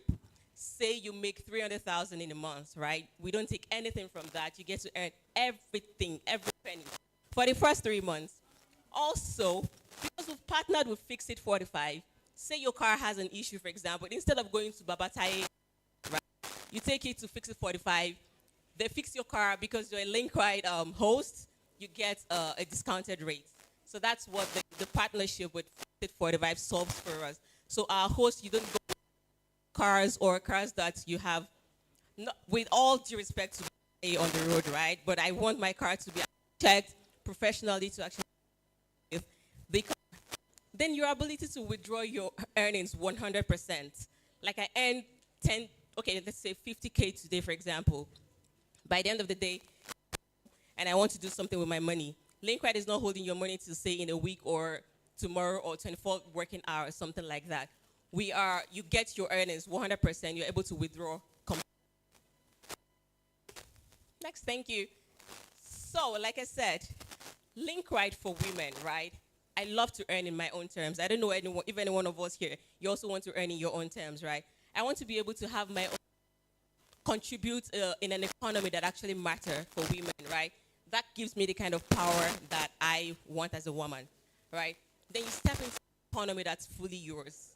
You have money, you have power, you have access to different things because you're mobile, right? And you're safe. Also, you own your schedule. I'm able to work whenever I want to. Say today's a Saturday, I'm not driving anywhere, I don't have to work. Because no one is tracking anything. Linkride is, okay, I'm going to the office on a Monday, put it on, get my riders, make my money, and that's it. You're not on a clock, or nobody's tracking your productivity to say, okay, you're doing well or not. So let's tie this back into the era for the day, or the topic for the day, which is hard growth era. And that begins the moment where, as a woman, you have options. I have options to different things, right? Because I'm mobile. I'm able to go from point A to point B without stressing about, okay, is this actually safe? Or I'm still going to be stressing with traffic. I'm still going to be stressing with downfall, because we have a good infrastructure in place that have you in mind as beautiful women, right? Next slide. Okay, so are you ready? Question. Huh? Goodness. Okay. Are we ready? Ready? Okay, so it's from when you start saying, think about, okay, am I ready for this? I'm not, but I'll just show up anyway. That's where the growth actually begins. That's where the mind shift begins. So we also have, please, the next slide. So like I said, the moment you make a decision, that's where everything changes. That's where your growth aligns. That's where you begin to say, yes, I'm whole, right? As a woman that's making it happen. Next slide, thank you. So, with these, we also partner with bold money women, right? I love the fact that there's money in this because, yeah, I love to make money. I love to earn. So, you can actually download the app with the Bold Money partnership community that we currently do have. You can also join in, enjoy the perks that we also have for money women like ourselves here. Next, I think this is going to be talking about corridor partners. Yes, the sweetest part. So say you have a driver in your community or your environment, for example, you direct this driver, you can actually earn up to 400,000 in a month. That means you're going to your 9-to-5 normal job and you're also earning from people taking rides, right? You have a host, you have a driver in your area. This person drives to Lekki, let's say every Monday to Friday. And I know this person picks passengers on the road. The fear about picking passengers on the road is you don't know who you're taking. I don't do it because I'm actually very scared. What if I get to the road and this person says, hey, park your car? What will I do? I'm just a soft girl, right? So with that, right, you have drivers in your area, you have people that you feel you can actually direct them to Link, right? Have them download the app, and you begin to earn commission on every ride that they take. That's like a driver takes, let's say, 20 trips in a week, for example. You earn on the 20 trips. You're not driving. You don't have a car. It's just by referring a driver in your area to download Link, right? They begin to use it, and you begin to earn. So by scanning this code here, you can actually be that, and also would put that out there with Bold Money Women as well. My time, right? I know. Please, the next slide. All right, so we also have a community, right, for hosts. We don't call the drivers drivers because they are not actually drivers. They're not the contemporary drivers that you know. They are hosts, right? So we have a host community that shares real-time Lagos route conversation with fellow hosts, tip guidance. You know, you want to talk about things. You want to also banter. You want to know what's happening in the transportation industry in Lagos, for example. So that's what this community is for. And the fourth part is because you have people like minds, right? We all want to make money. I know, don't worry. I'll leave now. Yeah, so thank you, everyone, for listening to my pep talk. Like I said, my first time, but thank you. Y'all are amazing. Thank you, thank you, thank you, thank you. MC, thank you. Goodness, you guys are trying. Thank you so much. Please, once again, can we celebrate Link Ride?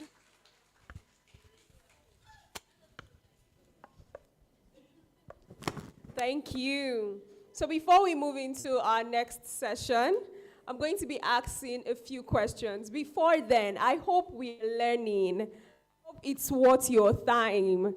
Is it worth your time? To our online audience, thank you for staying up till now. I know it's virtual, but we love you. We are sending our loves from here. Thank you for staying tuned with us. And you can do well to put in what your favorite points. If there's something that struck you from any of the sessions, please do well to put it in the comment sections. And don't forget to network with the people that are in the virtual space with you. Now, going forward, like I said, I'm going to be asking a few questions before I introduce our next session. So what I want you to do is just reflect, answer it in your mind. I don't need you to say your answers out. So the first question is, if you stopped working today,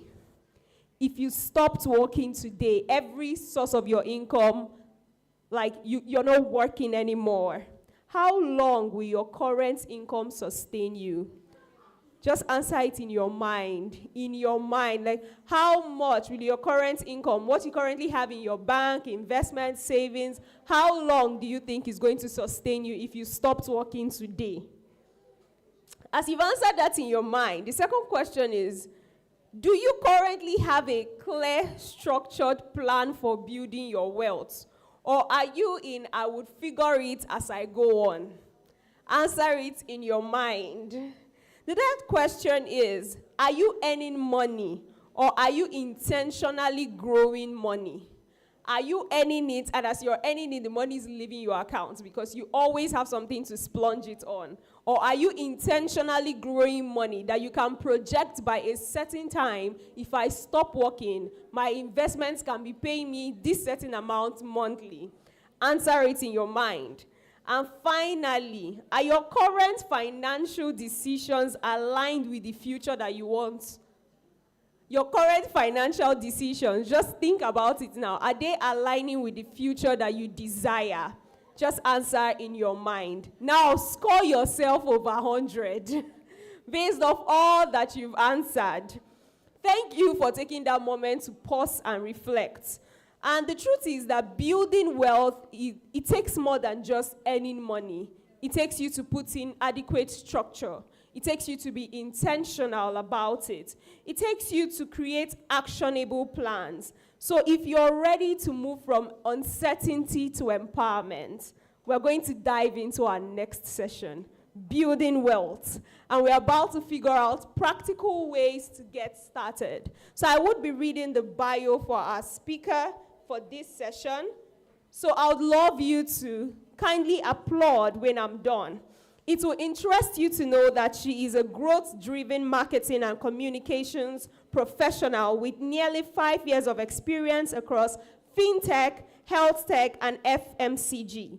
She currently serves as the marketing lead at Now Digital Systems, where she has led strategies that increased clientele by 50% within 6 months. She has a strong track record in content, community, and growth marketing, having scaled communities to over 15,000 members and driven significant increases in brand visibility, engagement, and revenue across platforms like RiseVest, Cowrywise, and Your Personal Finance Girl. Ladies and the delectable gentlemen that joined us, please with a resounding applause, join me make welcome Oluchukwu Chiadika for this session. Please don't stop clapping till you hear her voice. Our online audience, put in your favorite emojis. We are about to learn about money. Thank you.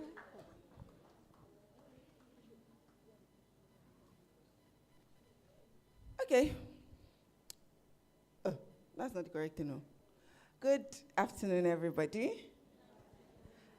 So I came in while the panel session was going on, and I did learn a lot.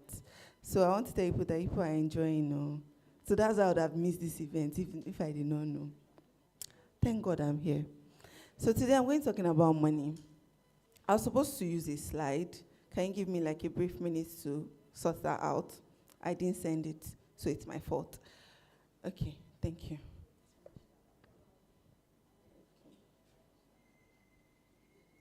So I have it on my Canva. Okay, just copy the link and send.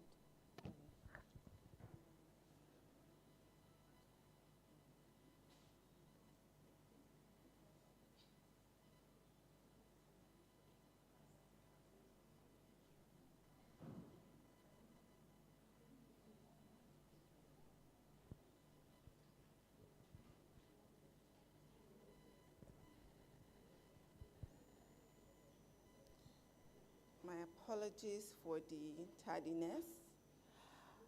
But then again, did you save it? Okay, this is what you're doing. This is the link. Have you copied it? Yes. Have you copied it? Yes, that's the link. Okay, so while we figure that out, we can go ahead. So they told me to come and talk to you about money. And the plan is that when I get here, you are supposed to learn how to manage your money better. No, let's start from, you are supposed to learn how to, or know how to make more money. Aside making more money, you know how to manage the money better. Then aside managing the money better, you would know how to grow the money. So I'm going to do my typical Q&A that I do, like a quick quiz, where I ask, when we're all looking very sharp and young here. So when we started, or when we're done with secondary school, let's use secondary school as our baseline, and we're supposed to go to the university or go to poly or whatever, higher institution now, how many of us were taught that, okay, when you make X amount of money, or when I send you X amount of money, this is what you should do with it? How many of us? 1, 2, 3. 3 out of all of us here. that brings me to the point. A lot of times, I can remember vividly when I was going to the Polytechnic. And in the conversation around what to study, what not to study, I can't remember her name, but she was like, she had to write a letter to pitch for the course she wanted to study. Something similar happened to me. I was supposed to do medicine or pharmacy, and it wasn't forthcoming. But there was something that my mom kept on telling me when I was growing up, which was, I want you to be independent. I want you to study a course that even if there is no job, bad as it bad, you find a way to make money. And there were going to be people that would forever be in demand. And from a POV, it was people in the medical line, whether you like it or not. People in medical line will forever be in demand. She was like, okay, if you don't want to do medicine, or you're like, oh, you don't have the time, or you're not interested in it, at least do pharmacy. Last, we'll open shop. People will not buy paracetamol. There was always going to be a way to make money. And this woman did not stop there. She went ahead to ensure that I had hard skills. While I did not exactly, not hard skills, soft skills, while I did not exactly fancy hard skills, I fancied soft skills. So from secondary school, I knew how to type. I was editing people's projects, the project that you do by yourself. I could write your project for you, edit it for you, print it for you, bind it for you, even before I was done with secondary school. So I knew how to somehow make money. Well, this will not be the case for everybody. And then we just realized, how am I an adult? I keep asking that question every day because who sent me? I saw my colleagues' baby slippers and I was like, this is the age I'm supposed to be. How did we get here? Because why am I working? Why am I planning about what to eat, for God's sake? I was always supposed to be asking me that question. So this is where we now come to the point of, we were always reminded that, okay, we needed to make money. At least my mom told me that you need to make money. You need to have money for yourself. But she didn't tell me how to make the money. She didn't tell me what to do after making the money. And how we got to me talking about personal finance in the last 7 to 8 years is that when I was done with poly, I had to stay at home for 3 years before I could get my direct entry into to do BSc. And then I was already working. I had like 3 jobs at the same time. The one that was not frequent, my stable job, and then my weekend job. So it's not now that we are talking remote job. Some of us have been grinding, right? So I was making money. I knew how to save money. But then again, I'm like, there has to be more. After you make the money, you save the money, what is the next thing? And I thought to myself it was a very good idea to invest. Little did I know, I was making, okay, not the worst mistake, Sha.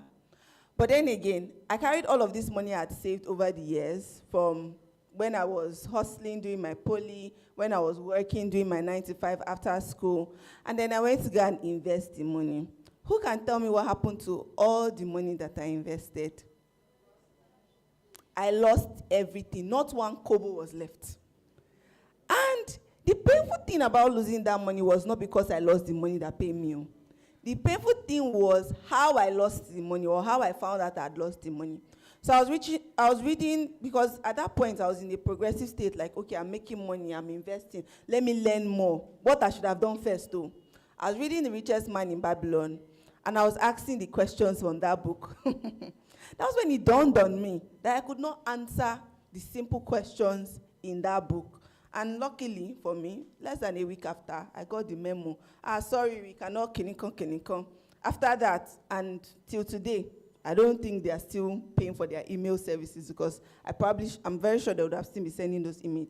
So in all of this, I'm trying to say is that we all know that it is good to make money. We all know that it is important to make money. But somehow along the line, we don't get to learn how to, first of all, manage the money. And then next thing is, when you're done with managing money, the next right thing you want to be doing is growing that money, so that that money can go and make you more money. I was doing a bit of research a few days ago, and then I realized that a lot of us would end up working till we're old, probably 65, 70 without realizing that one small 5K here, one small 10K here could actually build us the life that we want for ourselves. While a lot of us say, what is 5K in this economy? But 5K, that's like 10 bags of water, if it's even up to. It is small money. But one thing we forget that whether we like it or not, we all plan to remain here till we're old and gray. And if we do not plan our life as to when we do not have strength to continue the work that we are doing, to come out for events, to do multiple jobs, we will find out that we've ended up working throughout all the years for our landlord, the Uber, our family and friends, from those urgent 2K, and then if anything goes wrong, you will now be left to answer the question, what about me? What have I done all these years? So this is where we're going to start from. I thought it was up. Okay, that's fine. So we're going to start from making money. How many of us here have a source of income? Good. How many of us have more than one source?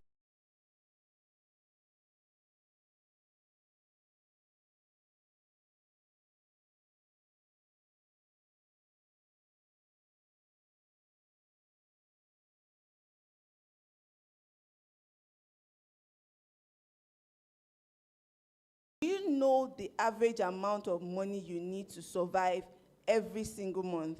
I'm talking about how much you need to be you, what it costs to be you. Okay, I won't ask you. I'll just use your name.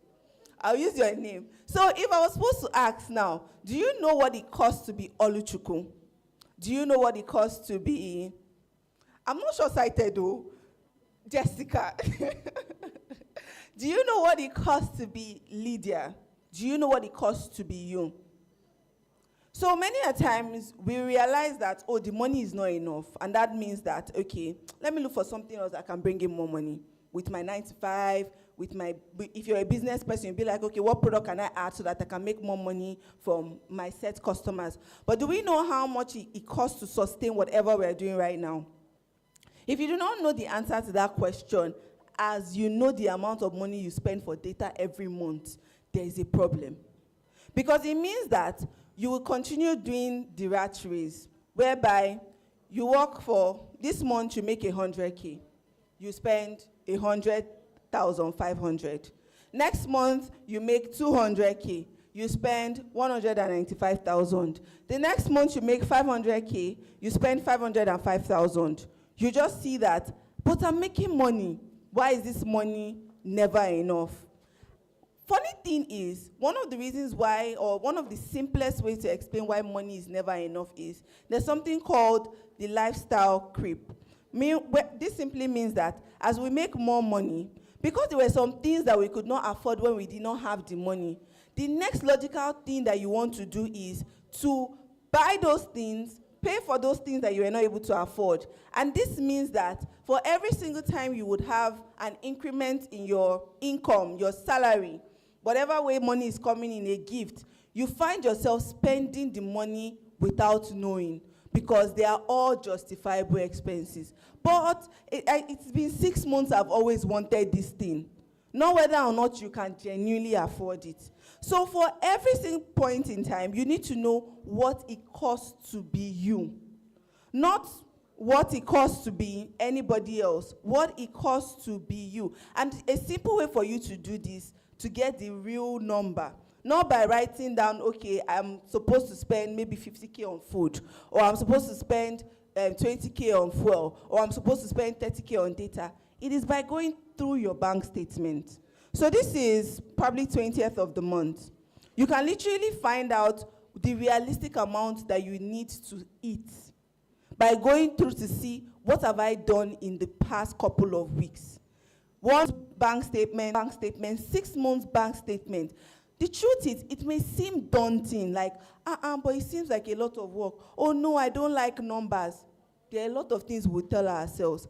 But if you like you love you more than any other person will love you, these are simple tasks that you would sit down and task yourself to do. And guess what? By the time you do this thing, I can promise you that I don't, well, if this is the only thing I say, and you eventually do it, there will be nothing else I want to add to this conversation. But there are some of you who have already done this, who already know, okay, I need to know what I spend my money on. Meaning that the next thing that we're going to do is we can now plan ahead. Every single time that you keep money aside, every single time that you know how much money you need to survive, the next thing that you should be thinking about doing is, how can I ensure that my next income revolves around this particular money? I'm not talking about your multiple size hustle. The next money that is going to come in, for those of us that have allowances, for those of us that have salary, for those of us that run businesses that are quite predictable in terms of the income that it brings in, you want to know when this next money comes in, how am I going to distribute it? I was jokingly talking, I think I was trying to create content a few days ago, and then I just turned on my camera and talked about how the best way for you to manage your money, after knowing how much you spend, is by, as soon as your money comes into your account, like immediately it comes into your account, you split it into different accounts. How many of us use PiggyVest here? How many of us use CarryWise? There are so many other names, from Ladder, Economy, Bobo Tigo, there are plenty. All of these accounts that you have would help you to hit your financial goals. Simply because if you already know that, okay, the money I need to spend on data every month is 20K. As soon as your salary comes in, you put 20K into a wallet. The money you need to eat every month is 100K. As soon as the salary comes in, you take the 100K and put it into another wallet. Guess what? You will see that at the end of you doing this exercise, like on that day that money comes in, you see that there's still some money left. Many a times, because we do not do the exercise, as soon as salary comes in, first things first, there's no more Mr. Biggs. The place. You go to the place, special fried rice, Chinese fried rice, with double chicken and shrimps. On a norm, if you had removed that money from your account, you're not going to be able to buy that. You will know when you look at your account balance, you yourself will tell yourself that, so am I going to trek to the office? This will help you to have realistic ways to plan your money. And then when you now see that, oh, this salary is not enough, then the normal Nigerian survivor instinct comes to play, like, okay, can I have a side hustle that can help me buy more human hair, that can help me buy the latest shoes I want, that can help me change my phone? There's nothing wrong with having another source of income to spoil yourself. But the one that is meant to be the baseline for your upkeep is very important that you already know, and you already make it a non-negotiable. Because, like I said, nobody should love you more than you. So if I know that I love myself, I will do everything within my power to protect myself. And then they'll come to the point of, there's some of us now, like me, because I'm inside this category of, I love to give. When I give, it makes me happy. I don't like anybody complaining around me. But if my friend already says, oh, I don't have food to eat, you're already calculating how much is in my account. Can I divide it into 2 and give her one part, or give them one part? There's absolutely nothing wrong with that, to be very fair. But you cannot be the savior of everybody at the detriment of yourself. And then they'll be like, everybody is selfish. See, I was saying it the other day that if you are the only person who has an eye in the whole community, if something happens to your eye, guess what? Everybody becomes blind. If you're the only one that knows the particular skill on how to make money, and something happens to that quest or that side thing, what happens? We all don't have money. So it's either one of two things. You teach people around you to become financially prudent, like you are, or you protect yourself and have a budget that, okay, for every time I'm going to be spending, or this month, my budget is 1 million to dash people. I know that I can do more than 1 million. I can give everybody my food, my eye, my leg. But once that 1 million I have set aside to give to people this month has finished, it has finished. Because if you do not set boundaries for yourself financially in terms of how you spend, how you give, how you splurge, what is going to happen is that you keep growing, you keep advancing, you keep earning more money, but you have nothing, absolutely nothing to show for it. And there's nothing more heartbreaking than that. And as it is, we have like an average age here within us, meaning that every one of us here can decide that we want to be billionaires. And guess what? We will be billionaires. You don't have to see the money right now. You don't have to have it. You don't have to know, okay, how is it going to happen? Remember when the MD was speaking about how there are people, their work is delusion. They already know that they cannot achieve this thing. But when they talk about it, they start devising means. Even if they don't even meet the target, they'll get to half or they'll get 1/4. And it will be better than those people that did not even plan at all. So that brings us to you managing your money. So for every single time you earn, you want to split your money into the different accounts, how they should be. And when you're doing this, you want to treat saving and investment as an expense. Going forward, if it comes to you prioritizing your future, it is not a should I do it? Can I afford it? It should be the same way I am eating. The same way I am drinking water, that is the same way you should prioritize your saving and your investment. And the reason I will say it like this is because at the end of the day, you're the one doing 5 businesses. You're the one doing 9 to 5. You're the one taking care of everybody. And then, how do you compensate yourself for it? Oh, that one time you just go and take Cold Stone. No. You compensate yourself for it by paying forward that there will be a day when I will say, no, I'm not working today. Nothing is going to happen. There will be 2 days, 1 week, 1 month, even up to years that you say, I'm not working. And guess what? Nothing is going to happen. There will be money that you can use to do that. And that is where we'll now move to. Let us talk about how we can start building wealth.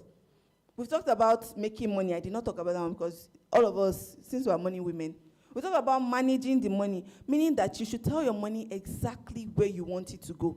Not where Uber say you should do. Not where landlord say you should do. Not where your material or the person you are paying to help you and sort out, repair your computer is telling you. It is where you want it to go. And going forward, every single time you think about saving and investing, it should be a non-negotiable.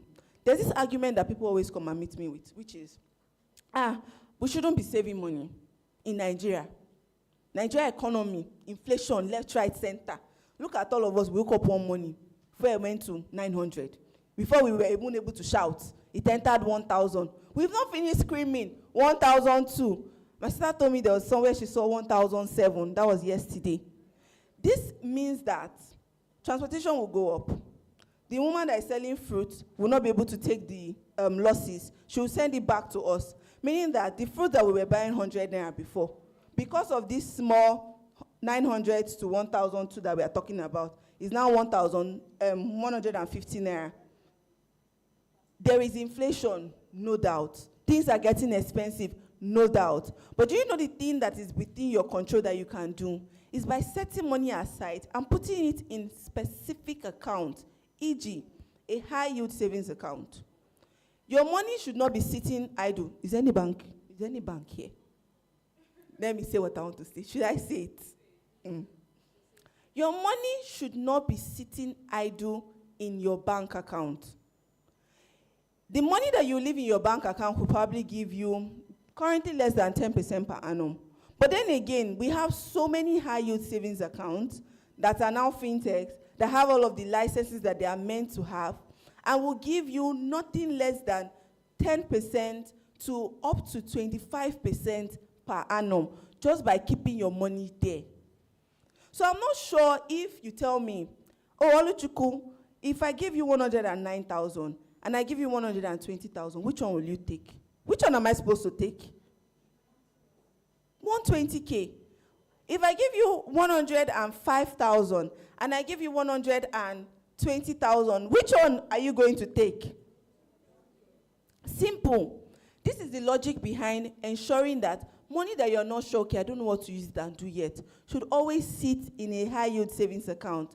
It might not look like it is a lot of money, but guess what you're doing? You're saving your money against inflation.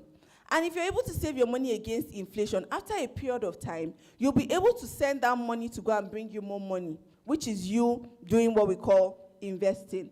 But for you to be able to go and send your money on an errand, you need to save. Save for different reasons. Either you're saving towards your new car, or you're saving towards your house rent. You want to have specific savings for specific things. Not that, oh, I just keep away 50K every month. That is me saving. No, that is not saving. That is you giving yourself temptation. Temptation that somebody can come and meet you. Oh, my eye is paining me. I swallowed stone. I need money. Guess what? That your 50K that you kept, you're going to give the person. Because it does not have work that it's doing. After all, is it not just saving, you are saving it. So you want to have specific reasons for saving. Once you're able to have specific reasons for savings, then you need to have the one that is not specific. This is what we call the emergency fund. Meaning that if you know how much you need to survive every month, you need 100K every month to survive, food, transport, data, whatever makes your life beautiful. You need to have 300,000 naira to 600,000 naira in another account for emergencies. E.g., there was a Sunday I went to church, and I came back home from church. I was trying to open the door. My key broke inside the door. This was a security door, meaning that the first carpenter that was on the street that I called was like, sorry, this one is not my work. He had to find who was the next available person that could break open a security door. We had to ruin the door for me to enter my house. If I did not have emergency fund, where am I supposed to see money to repair door, pay 2 different carpenters for the job that they have done? There's no way anybody will plan that, okay, I'll go out and I'll come back, I cannot enter my house. So you have to plan for things that are not seen, which is 3 months to 6 months worth of your expenses. When you have that money, your emergency fund sorted, then you are more than qualified to start your investing journey. And for you to start your investing journey, you need to understand what you're investing in. You don't want to be like me, who was reading a book only to find out that I'd thrown away my money. The simple reason why I threw away my money was because I did not understand. It was a business I invested in. And do we have any business person here? People that run businesses. You would know that, for a fact, business is high risk. Business on its own is high risk. I remember watching a video yesterday of a lady that said she had once ordered 5 million to 10 million worth of hairs, and they were not the quality that she wanted, and she had to count her losses. Because if she had uploaded it on her page, it means that she was, what's the English? She was selling what was not meant to be, meaning that at the end of the day, all of us would come and drag her. So imagine having to sell things at cheap prices just so you can even see something out of it to maintain your integrity. Or is it when people would ship things into the country, and because they did not package it properly, half of the breakables are gone. So business on its own is high risk, and I carried my 2 left leg. I went to go and invest in a business without understanding the business model, without understanding whether or not I was ready to lose my money. So for you to go ahead to go and invest in anything, you need to understand yourself. Are you at the point in life where, it doesn't matter. As long as I can make 100% or 1,000%, I don't mind now. There's nothing wrong with being that person. All of us cannot be the same. If I ask now, what's your favorite color? All of us might end up calling like 12 different colors in this room. So when it comes to investing, you have to do what works for you. And in doing what works for you, it means that you have to understand yourself. Are you someone who loves high risks? It's either I go hard or I go home. Or are you someone who would like to stay in the middle? Some days I like to test the waters. Or there are days when I want to see what I'm holding with my hand, my 2 hands. Or there are people like me who will be like, I'm not doing anything. I want to be seeing the money. I want to know how much I'm going to make. If I don't know how much I'm going to make, I'm not doing. Or you decide that, okay, you want to become the person who would go ahead and invest in something that is completely low risk, meaning that at the end of the day, I understand this thing. I know how much I'm going to make if I put 100,000. If I put 1 million, I know how much I'm going to make. There's nothing wrong with that. So this will now lead us to different asset classes. Hi. Thank you. Let's go to multiply. This will now lead us to different asset classes that we all must know. There are different asset classes that, okay. I hope I put it here. Okay. Next slide. Okay. Next one. Okay. Let's go back. No, to the multiply. Go back to the multiply page, yes. There are different asset classes that we must know about if we want to grow wealth. Because if we look at people like Otedola and Dangote, they don't have two heads. They only position themselves to win at every point in time. And times when they needed to get more money, they sought for it, and then they came back and they continue growing. So when it comes to people that like low risks, meaning that you want to get, or you want to know how much money you're going to be making, you are not ready to lose your capital, you should be looking at things that revolve around fixed income.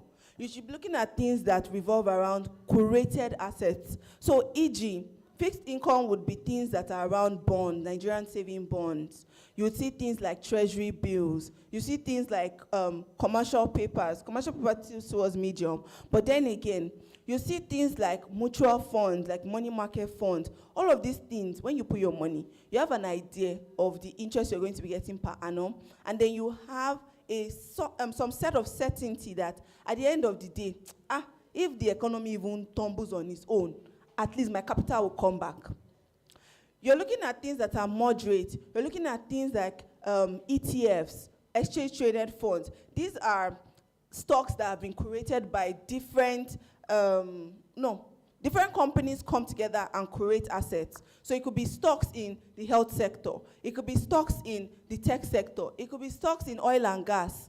But at the end of the day, what is happening here is you're not the one picking it by yourself. So things that revolve around funds, so mutual funds will come again, index funds, ETFs, commercial paper will fall under medium.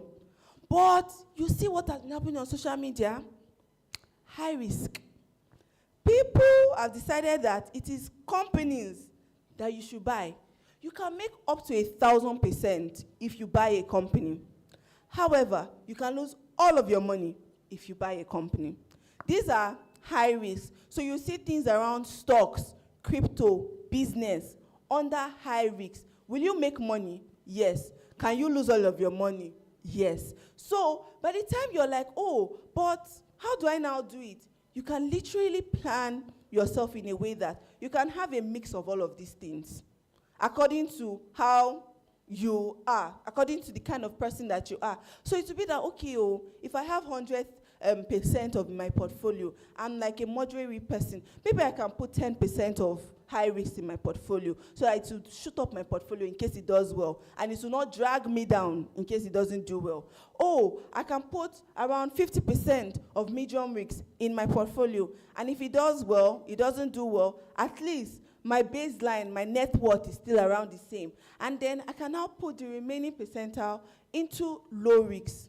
These are different assets that you can do. But then again, like I said, if you do not understand yourself, you do not have an emergency fund, you do not understand the asset that you are buying, please, by all means, don't buy it. Even if you go and follow me on social media and I say, it's Dangote refinery that we are buying next. If you don't understand what is going on there, by all means, do not buy it. Because I will not be there to cry with you. The person that you went to go and follow, because currently, to be fair, the Nigerian stock market is doing exceptionally well. This year alone, we've done, if not up to 25%. As of February, we're done like 27% increment. Imagine what that means is that if you had put 100 naira in the Nigerian stock market, January 1, by the end of February, you would have 125 naira or 127 naira. That is how good the Nigerian stock market is currently, and it is still soaring, it is still doing well. But when things go south, all of the people that will tell you on social media, buy this one, buy that one, They will not cry with you. That's when they will tell you, but I said it's not financial advice. Now look at my post, look at it there. Not financial advice. But who is crying? You. So if you do not understand the assets you're buying, so now let's use the simplest of all, land. Real estate is one of the oldest ways to make money because as far as me I'm concerned, though, they are not building land again. Nobody is building land except those people that are doing Banana Island and all of those islands that they feel. And even me, I cannot afford it. So let's remove that one from this equation. If you buy land today and the environment around that place begins to do well, people begin to come, open shop, the price of the land would go up. Very simple. Once there's development in the area, real estate thrives. More people come, live, there's business, there's commerce, everything. We understand that one, Shebi. If you decide that you want to do real estate, you have to understand how you'll be making money. Is it that it is when the price of that land goes up, I'm going to make money? Or are you going to lease out that land to somebody to do agriculture? So the person will come, use your land, farm, and they'll pay you. Or you want to do residential, meaning that you do the house, it will look fine. Either you do the shortlet where somebody will come, spend the night, and pay 50K. Or you do the annual where they pay you this money. You know this is how you're making money. Simple, right? For the stock market, a simple way to know how you're going to make money is that if the company does well, you buy into a particular company. Let's use, what should we use? MTN, for an example. You decide that, okay, I want to invest into MTN. I want to buy stocks of MTN. And you buy MTN. MTN declares profit. This year we made 2 billion naira. Everybody be like, MTN is doing well. Let us go and buy MTN. Because you had bought MTN last year, before they came to announce that they are doing well, because there's more demand for MTN, the normal economics of demand and supply, the value goes up. You that have been holding MTN all the while, you begin to make more money. The more you make more money, everybody's like, MTN is doing well. The more everybody wants to buy MTN. And then MTN will now come and say, federal government pursued us from Nigeria. They said if we don't pay this particular money, we're not going to do it. And then the CEO of MTN now comes and says, who is federal government? Who are they? They slam them one fine. Another one. Management's decision can literally dwindle the company. And then MTN begins to do poorly. Their stocks begin to go down. Guess what? You are losing money. But you don't lose money until you sell. It is when you sell it off. You bought it 500. You now sold it 450. That is when you lose money. But if you sell it, if you bought it 400 and it goes to 390, you've not lost money until you sell. So you want to understand, is it that I'm going to be waiting for the companies to go up in value? You're making money. Everybody is happy. Or I'm also going to position my business, my stock portfolio to the point where if MTN decides that they are going to pay dividend, I would also make money. Meaning that for the 15 naira that they've announced, if I own 100 shares of MTN times 15 naira, every quarter I'm going to be getting, how much is that? 1.5. Imagine if you had 1 million shares of that. That's how much you get paid by owning these companies. This is one way to look at it. Either you're earning via capital gains or you're earning via dividends. Or you decide that, oh no, it's only equities I want to do. People are doing money markets. It's not good enough for me. How can I be earning 17% per year? I can do better. The, what's it called, GTCO equity, was it not 80% they did last year? Was it not 100%? Then you carry yourself and put inside equity. And then, first 3 months, minus 10%. The next 6 months, plus 20%. By the end of the year, you're making plus 80%. It's a win. But that does not mean that it's going to happen the same way every year. So you want to understand, this particular asset that I'm interested in, does it suit me?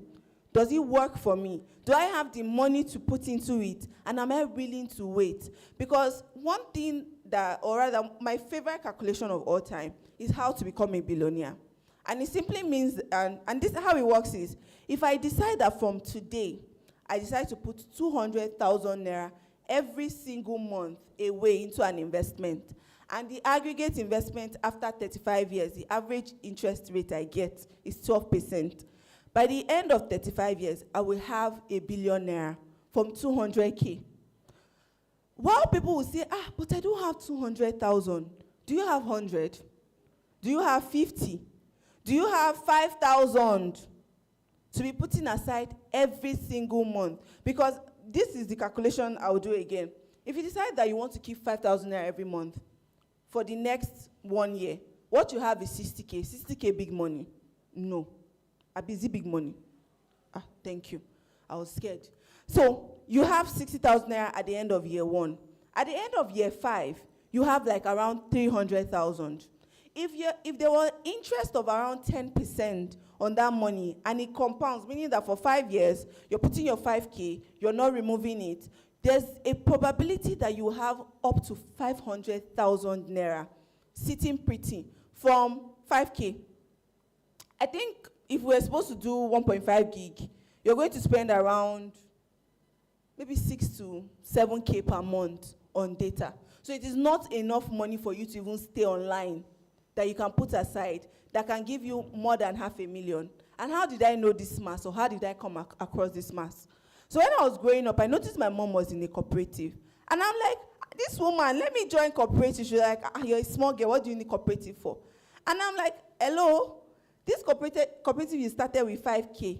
I was seeing around 900 and something thousand at, I don't know if people know about cooperative, but they do this end of year brochure thing. And then you can see how much everybody in the cooperative has. And you're like, this is almost 1 million naira now. And you're telling me I should not join. I'm gonna join. So eventually I didn't join immediately, but I saw what 5K, for the first time, I saw that 5,000 naira could turn to 1 million. And she explained to me, it was like, this money would have been more than this 900K. I borrowed money, I had to pay. I told them to remove from my capital to pay. And I'm like, no wahala. It's here we're going to be. So while you people would think that this small money is too small, to be fair, if we want to look at it from the grand scheme of, in the whole wide world, how much is 5K? We will say it is small. But for people who don't even have a roof over their head, 5K is like 1 million. So if you're going to be building your life, you want to start your financial journey, you're not looking at it from the lens of, how much does Elon Musk, how much is my 5K to, to Elon Musk? So why I'm laughing is, yesterday, I was watching a video, and they said, when people will see $20 in their pocket, which is like, let's say you're seeing like 1K in your pocket, you'll be very happy, like, oh, I did not know I kept 1,000 naira in my pocket. For Elon, it is $87 million. That is how much money he has. Like $20 is equivalent to 87 million to him. So it's so funny how we would want to look at our life and then looking at other people outside. Meanwhile, we are all running different races. We're all going in different directions. So what I would have to say in terms of investing, whether you want to do gold, you want to do real estate, you want to start buying stocks, you want to start buying bonds, please and please start where you are. Start with what you have. As long as you have your emergency fund covered, whether or not, because somebody's going to say, oh, but I have debt. You can literally have your emergency fund, be paying off your debt, and start building your investment portfolio with the little amount of money that you have. Because in the grand scheme of things, in the long run, what then happens is that,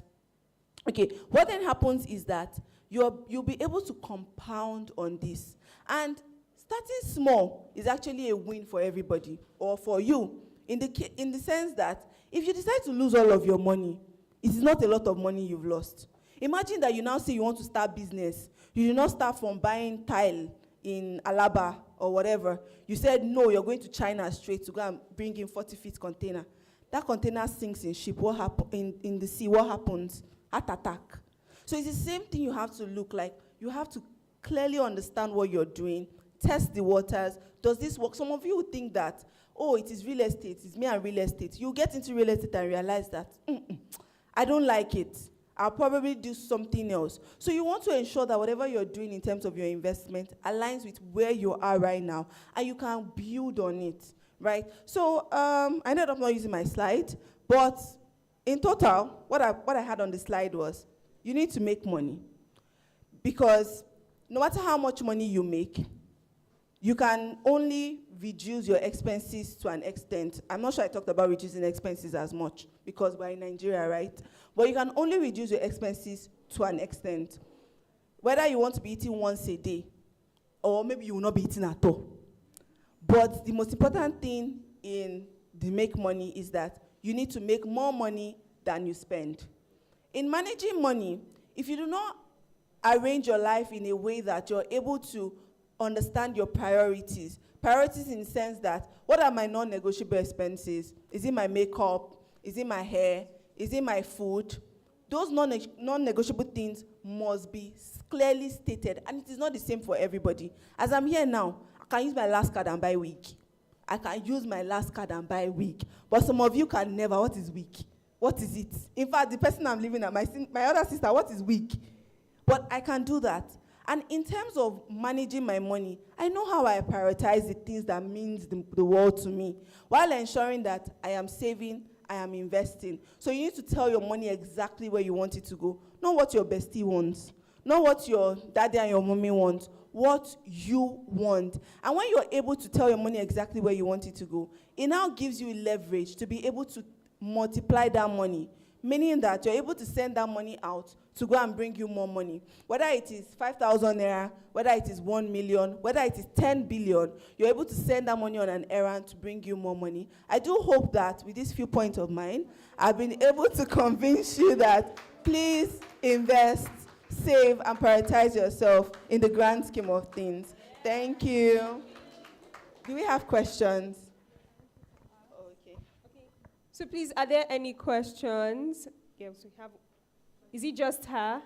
Any other question?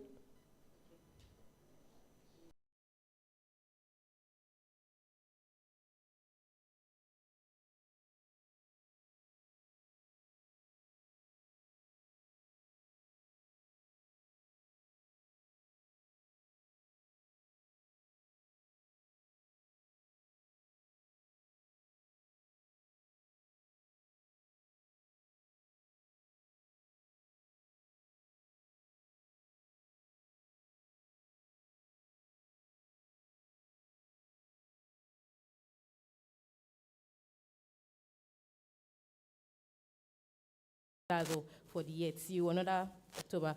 Then same for videography. It's not every time you get gigs and all of that. So the amount I've probably saved and I've kept. The months that I'm not using, that's time I now fall back on my profits. What can I do concerning that, since my businesses are seasonal? Okay, so thank you for that wonderful question. And I think for you to have a bit of peace and buffer, you want to have something that is not seasonal. I don't think videography is seasonal. You just haven't gotten the spread enough to have consistent income. I've worked directly. I did a one-on-one with a videographer, and this person has gigs every week. In fact, some of the gigs are like twice a week. He has to outsource and travel a lot. So it means we've not found that sweet spot to ensuring that anybody that is thinking about doing event should be thinking about you. There's nothing wrong with doing seasonal business. I run multiple businesses, and some of them are seasonal. There was one I stopped like 2 years ago. It was only for Valentine. During Valentine, you see me like January, I've come outside to sell my kaya. February, I close shop, I claim out. So there's nothing wrong with doing it, but then again, you need something that is more stable, and I think your videography can be that thing. So try and go out as much to see how much people can recall you for their event, so that anytime people are coming out, you're the go-to person for them. So in the time being, it means that you have to be very prudent, because if you have to go back and be taking your profit, it means that it's finite. And we need to get to the point where money is not finite. Yeah. What are you doing? Yeah, okay, so that is why the videography. But then again, I schooled at OAU, and then there were people who were doing gigs like ushering gigs. I did ushering jobs too when after I did my OND, during OND too. So there were people who did ushering jobs for almost every event that was happening on campus. So this now points to how far or how wide is your network.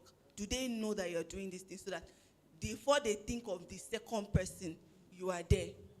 So there's also, please, there's balance. So I said well, even though I was jumping up and down. So you also have to ensure that you're finding balance between your academics. But then again, try and see how you can be the dominant person where you are.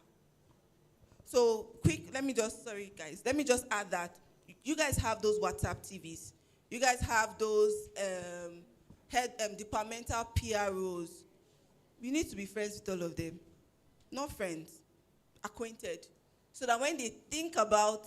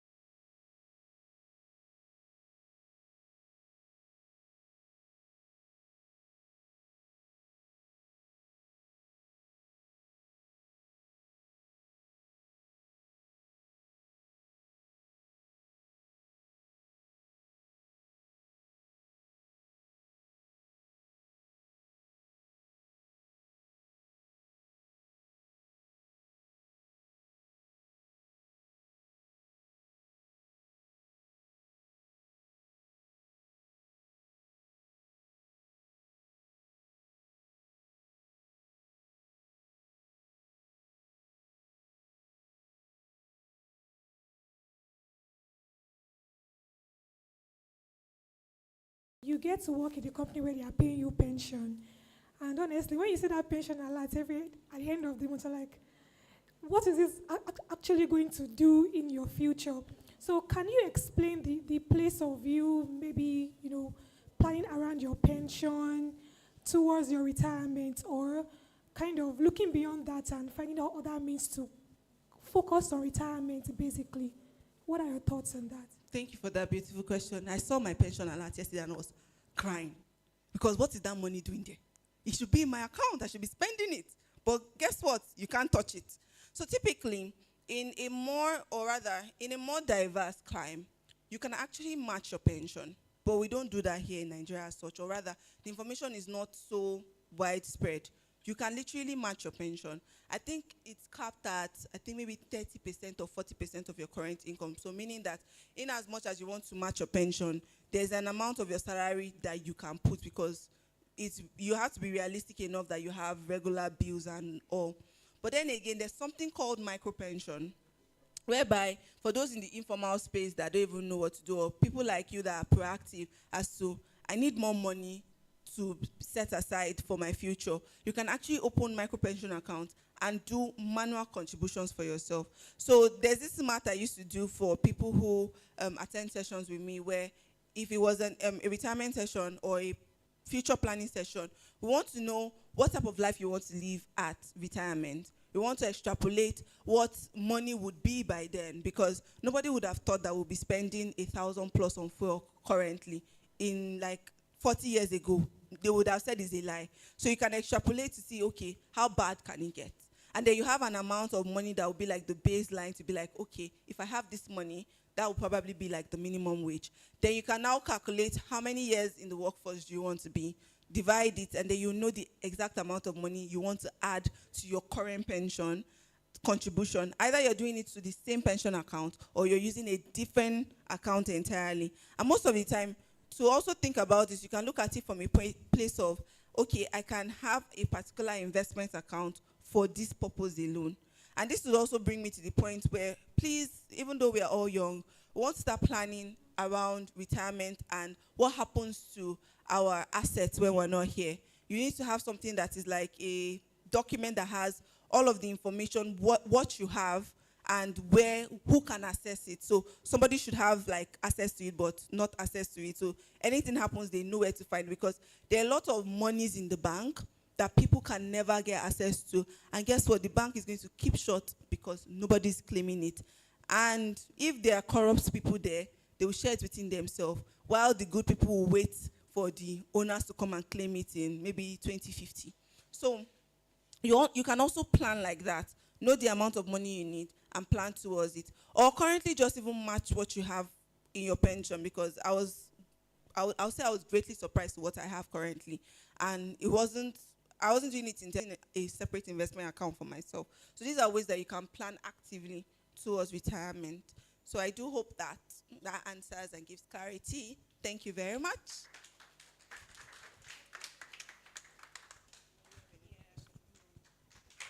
Thank you so much. Please, once again, can we celebrate her? Thank you for that session. It was very, very enlightening. And it's beautiful to see that without her slides, she explained a whole lot. Am I right? Like a whole lot. Please, once again, can we celebrate that? Thank you. So we're going to be having a video right now. It's not going to take so much of our time. So can we have the video?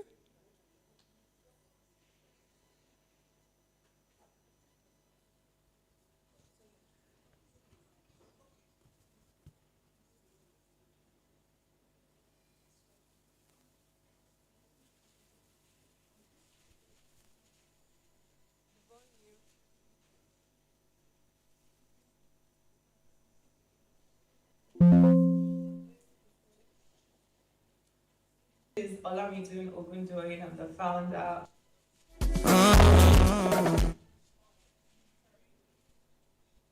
My name is Olamide Ogundoyin. I'm the founder of Suya Bistro. First of all, I really wish I was able to make it today. I want to commend the organizers for such a laudable program.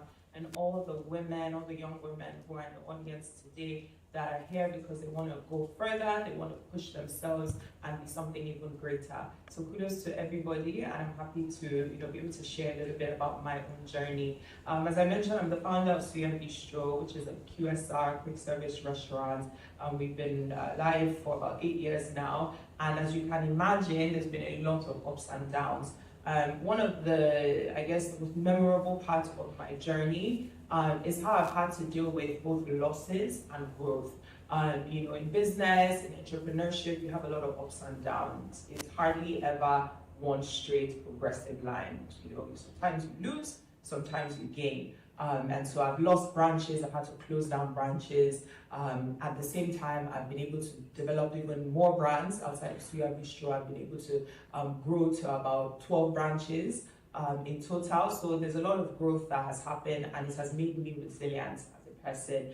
And in my own journey, there's almost anything you can throw at me that I will be able to take and sit down and figure out, okay, what's the next step? What do we do? So instead of sort of lamenting, or instead of feeling down about myself or breaking my confidence, I've been able to build that great resilience over time to be able to handle things in such a tumultuous. So you can say I've been able to unleash my inner strength to be able to handle everything that's being thrown at me. I'm not perfect, still learning. As much as we all are still on our journey, it never really ends. So the more you do, the more you grow, the more you gain. So to encourage you to unleash your era, and that means unleashing your audacity, being strong, being creative, unleash your inner strength, unleash your own personal identity. Never forget who you truly are. Be who you are, the world will adjust. So don't ever feel like you need to fit in another person's shoes or be just a little bit different to achieve goals. Your own purpose is for you, and only you can achieve it. So unleash your inner strength and your own personality into anything that you're doing. All the best. I love you guys. Thank you so much. Please, once again, can we just celebrate her? Yes, Suya Bistro is one of our partners, and we thank them so much for what they do. So please, once again, can we give them a warm round of applause? Like I said, we are going to be inviting some other of our partners to just tell us a little about what they do.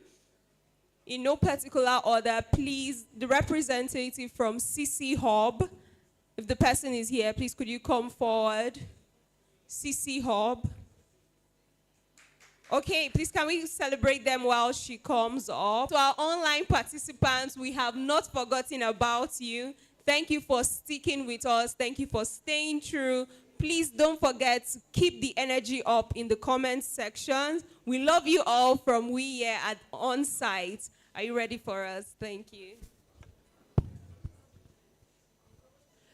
Hi, good afternoon, everyone.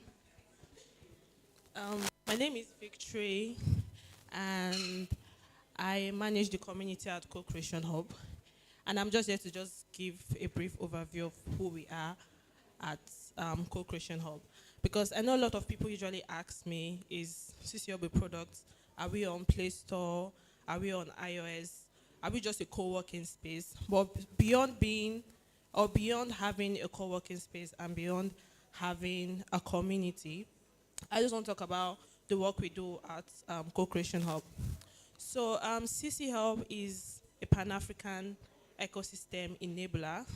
So what we do is we help startups who are building solutions that are solving societal problems.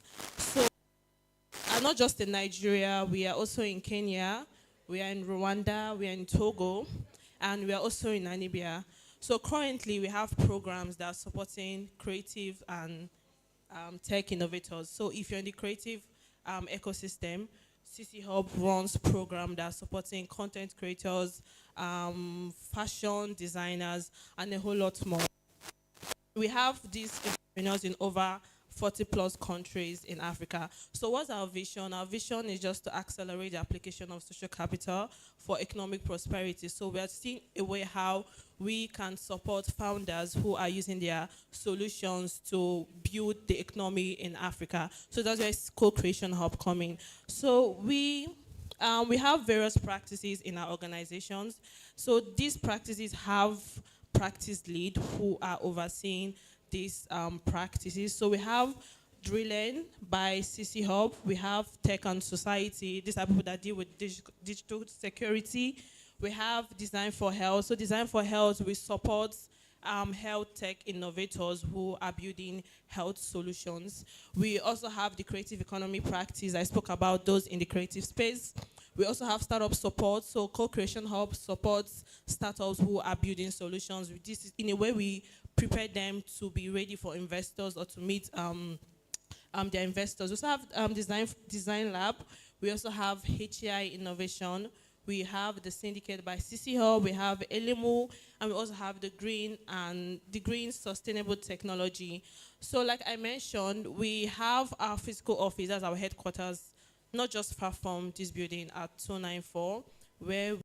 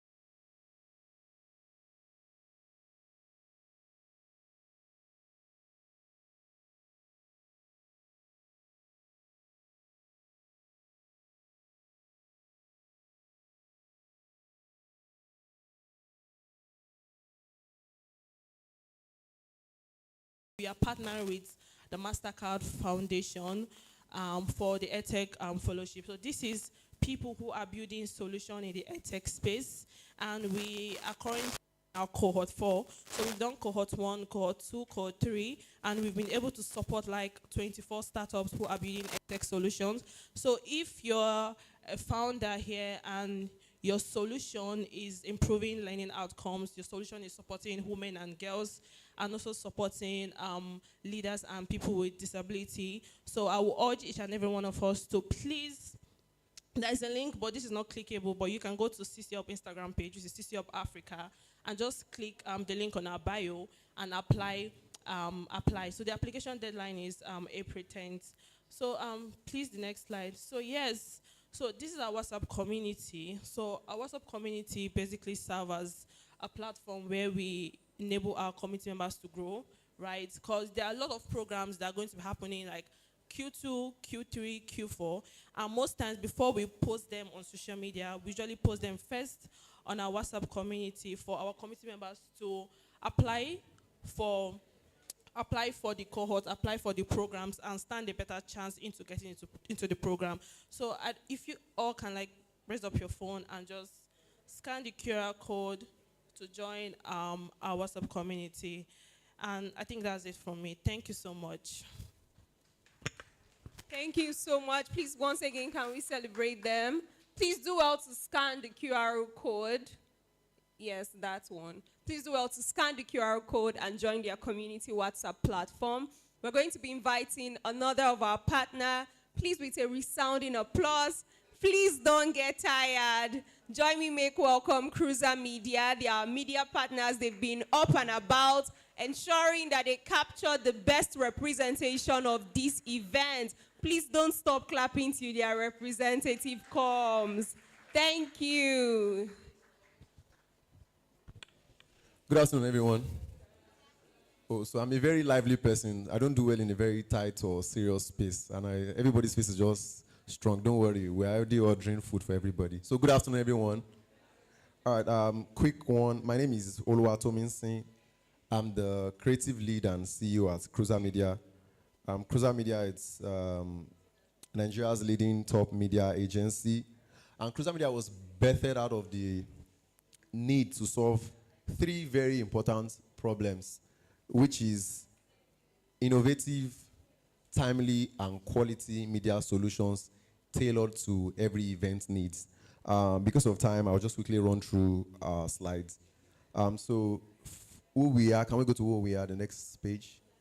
Who we are a full service media company delivering high quality, innovative, and timely media solutions. And I will specialize in corporate and tech event media production. Our core forte is developing corporate events just like the one that we are right now. And what do? We don't just cover events, we amplify them. We try to give you an experience that makes you relive the moment. We also help your events live beyond the room through storytelling and digital visibility. And our core services are basically live event videography, live event photography. I don't know if we have access to the drive from this event. We already have live pictures of each and every one of, don't let me say every one of us, that have given us a good gesture. So please, as we are discussing at the back and we are gisting, I'm sure our pictures will be on the drive like that. So if you want your pictures to appear bold and clear, please ensure that when the camera is pointed to us, you just give a very good gesture. So live event photography, pro live stream production. As this event is ongoing, we have this event live. You can quickly check YouTube at Cruiser Media to listen for a crisp, clean, and clear video and audio production. Quickly check on YouTube. We are connected live on YouTube at Cruiser Media Engine. And we also have post-panel interviews and post-event highlights and live multi-camera production. Now, our signature offering. This is a tailored offering that we give events, most especially corporate events. It's called post-panel interviews. So just like we had a panel the other time, most times, a lot of us don't get to hear the personal side of our panelists. So the post-panel interview is basically to spotlight our panelists, get feedbacks from them regarding the events, and also ask them trivial and personal questions, just to ask them something a bit more relaxed than the serious questions that we tend to ask them on stage. And the next slide should be our companies we've worked with, companies and brands we've worked with. I don't want to take much of our time. The next one is the locations and events that we've hosted across several locations. And the next one should be sectors we've covered. Like I said, we are a media company that is tailored across multi-sectors. We've worked across fintech, oil and gas, real estate, logistics and mobility, public relations, trade and commerce, agric, health, just to name a few. And the problem we solve, one, zero content strategy. A lot of events tend to happen, but there's no strategy around how they should have content. Because the idea of why Cruiser Media is here as a media partner is to ensure that even long after the event has gone, we should have enough content that should last the test of time. So that over the coming weeks, over the coming months, there should be enough content that transcend the time, the post-event time frame. And the next one, the problem we solve is poor or bad media quality. It's not enough that you've organized an amazing event, you've put up the screens, the sound, the speakers, the attendees, and at the end of the day, your pictures are looking like something that was shot with POS. It's not good enough. So you need your media quality to be top notch to also, level up with the taste of the events. Then the next one, the low post event visibility. This is also attributing to what I said by zero content strategy. So after the event, you shouldn't just post event pictures and highlight and that's all. You should have trivial questions, engaging content, POV content of attendees, feedbacks from them. Those are contents that keeps the event running for a long time. And the last one is missed storytelling opportunities. Your media deliverables, both pictures and videos, should tell a story of your event. Even if I'm not in that event, from the pictures and videos I see, I should be able to say that, okay, this is what went down at the events. And the next one is our approach. We start with you from the pre-planning stage. Before this event came to be, we were here at this hall to vet it, both for audio engineering and the video landscape. So we will be there before the event. We will be there to execute the event just like we are right now. And after the event, post-event, I'm sure over the period of time, you would see our post-event materials. My MC, I'm with you. Don't worry, I'm done. Then the next one, why choose us? With all these points of mine, you should already be thinking, I should choose these people now. If you want to clap, please clap now. God bless you. All right, why choose us? We are a corporate and tech event expertise, storytelling oriented, timely content turnaround, premium quality media service, strategic content planning. And the next one should be bold. Just like I said, we are currently live. If you want to test how good this video is looking, you can scan that and it will take you directly to our YouTube, or just search Cruiser Media on YouTube. And lastly, by the grace of God, with all these few points of mine, we should be able to work together now. Will you work with us? Please say it like you mean now. Will you work with us? All right, thank you, ladies and gentlemen, for having me. Thank you so much, Cruiser Media. We're going to have our last partner's video. Please, could you kindly put the video up? So while he's doing that, when you go to the Linkride platform, if you sign up, kindly go to community, and then you can type BMW so that you will be redirected to the WhatsApp community where you can get more information and freebies if you sign up on the Linkride app. Yes, please, we can have the video. Digital Drive was born out of a simple truth. Education is the engine for innovation. But engines need fuel, and that fuel is access.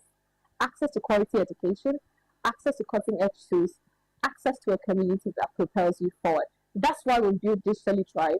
We're not just offering courses, we're building a launchpad for your potential, your passion, and your future. We understand that the world is changing at an incredible pace. To keep up, you need more than just information.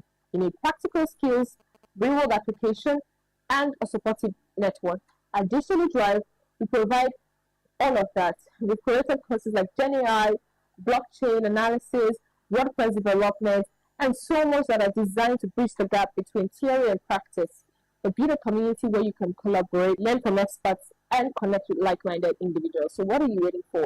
Go ahead and log on to www.digitallydrive.com and get started today. Please, can we celebrate them? Thank you so much. That's from Digitally Drive, one of our partners. Now, I know that we've been here for quite a while. So please, can you celebrate yourself for staying through to this time? And to our online audience, if you're still with us, please put in your favorite emojis in the chat box, because you've tried. To be in a virtual space for this long is quite it. So we're going to be going for a break.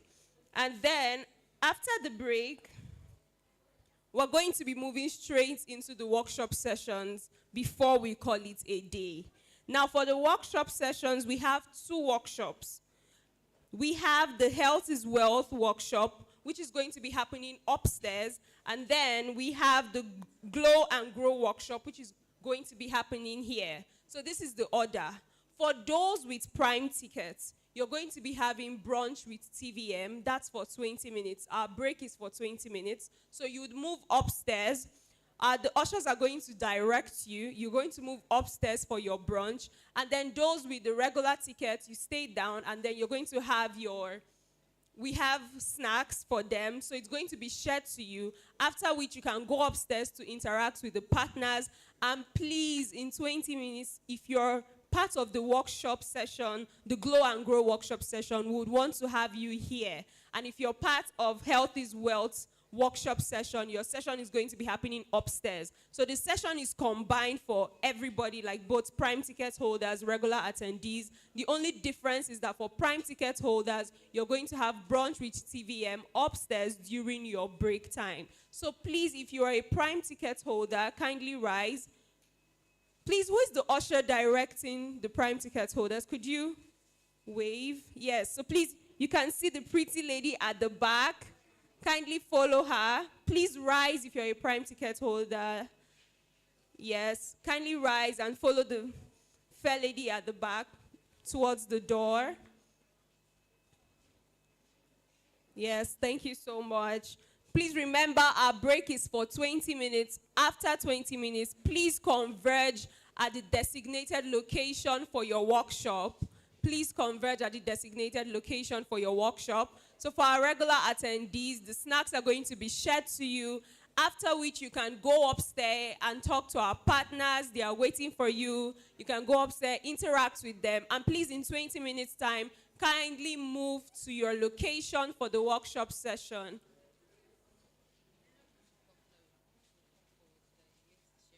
Okay, so please, those with the regular tickets, could you kindly move forward so that the sharing would be easier? We just want something closely packed so that sharing will be easier.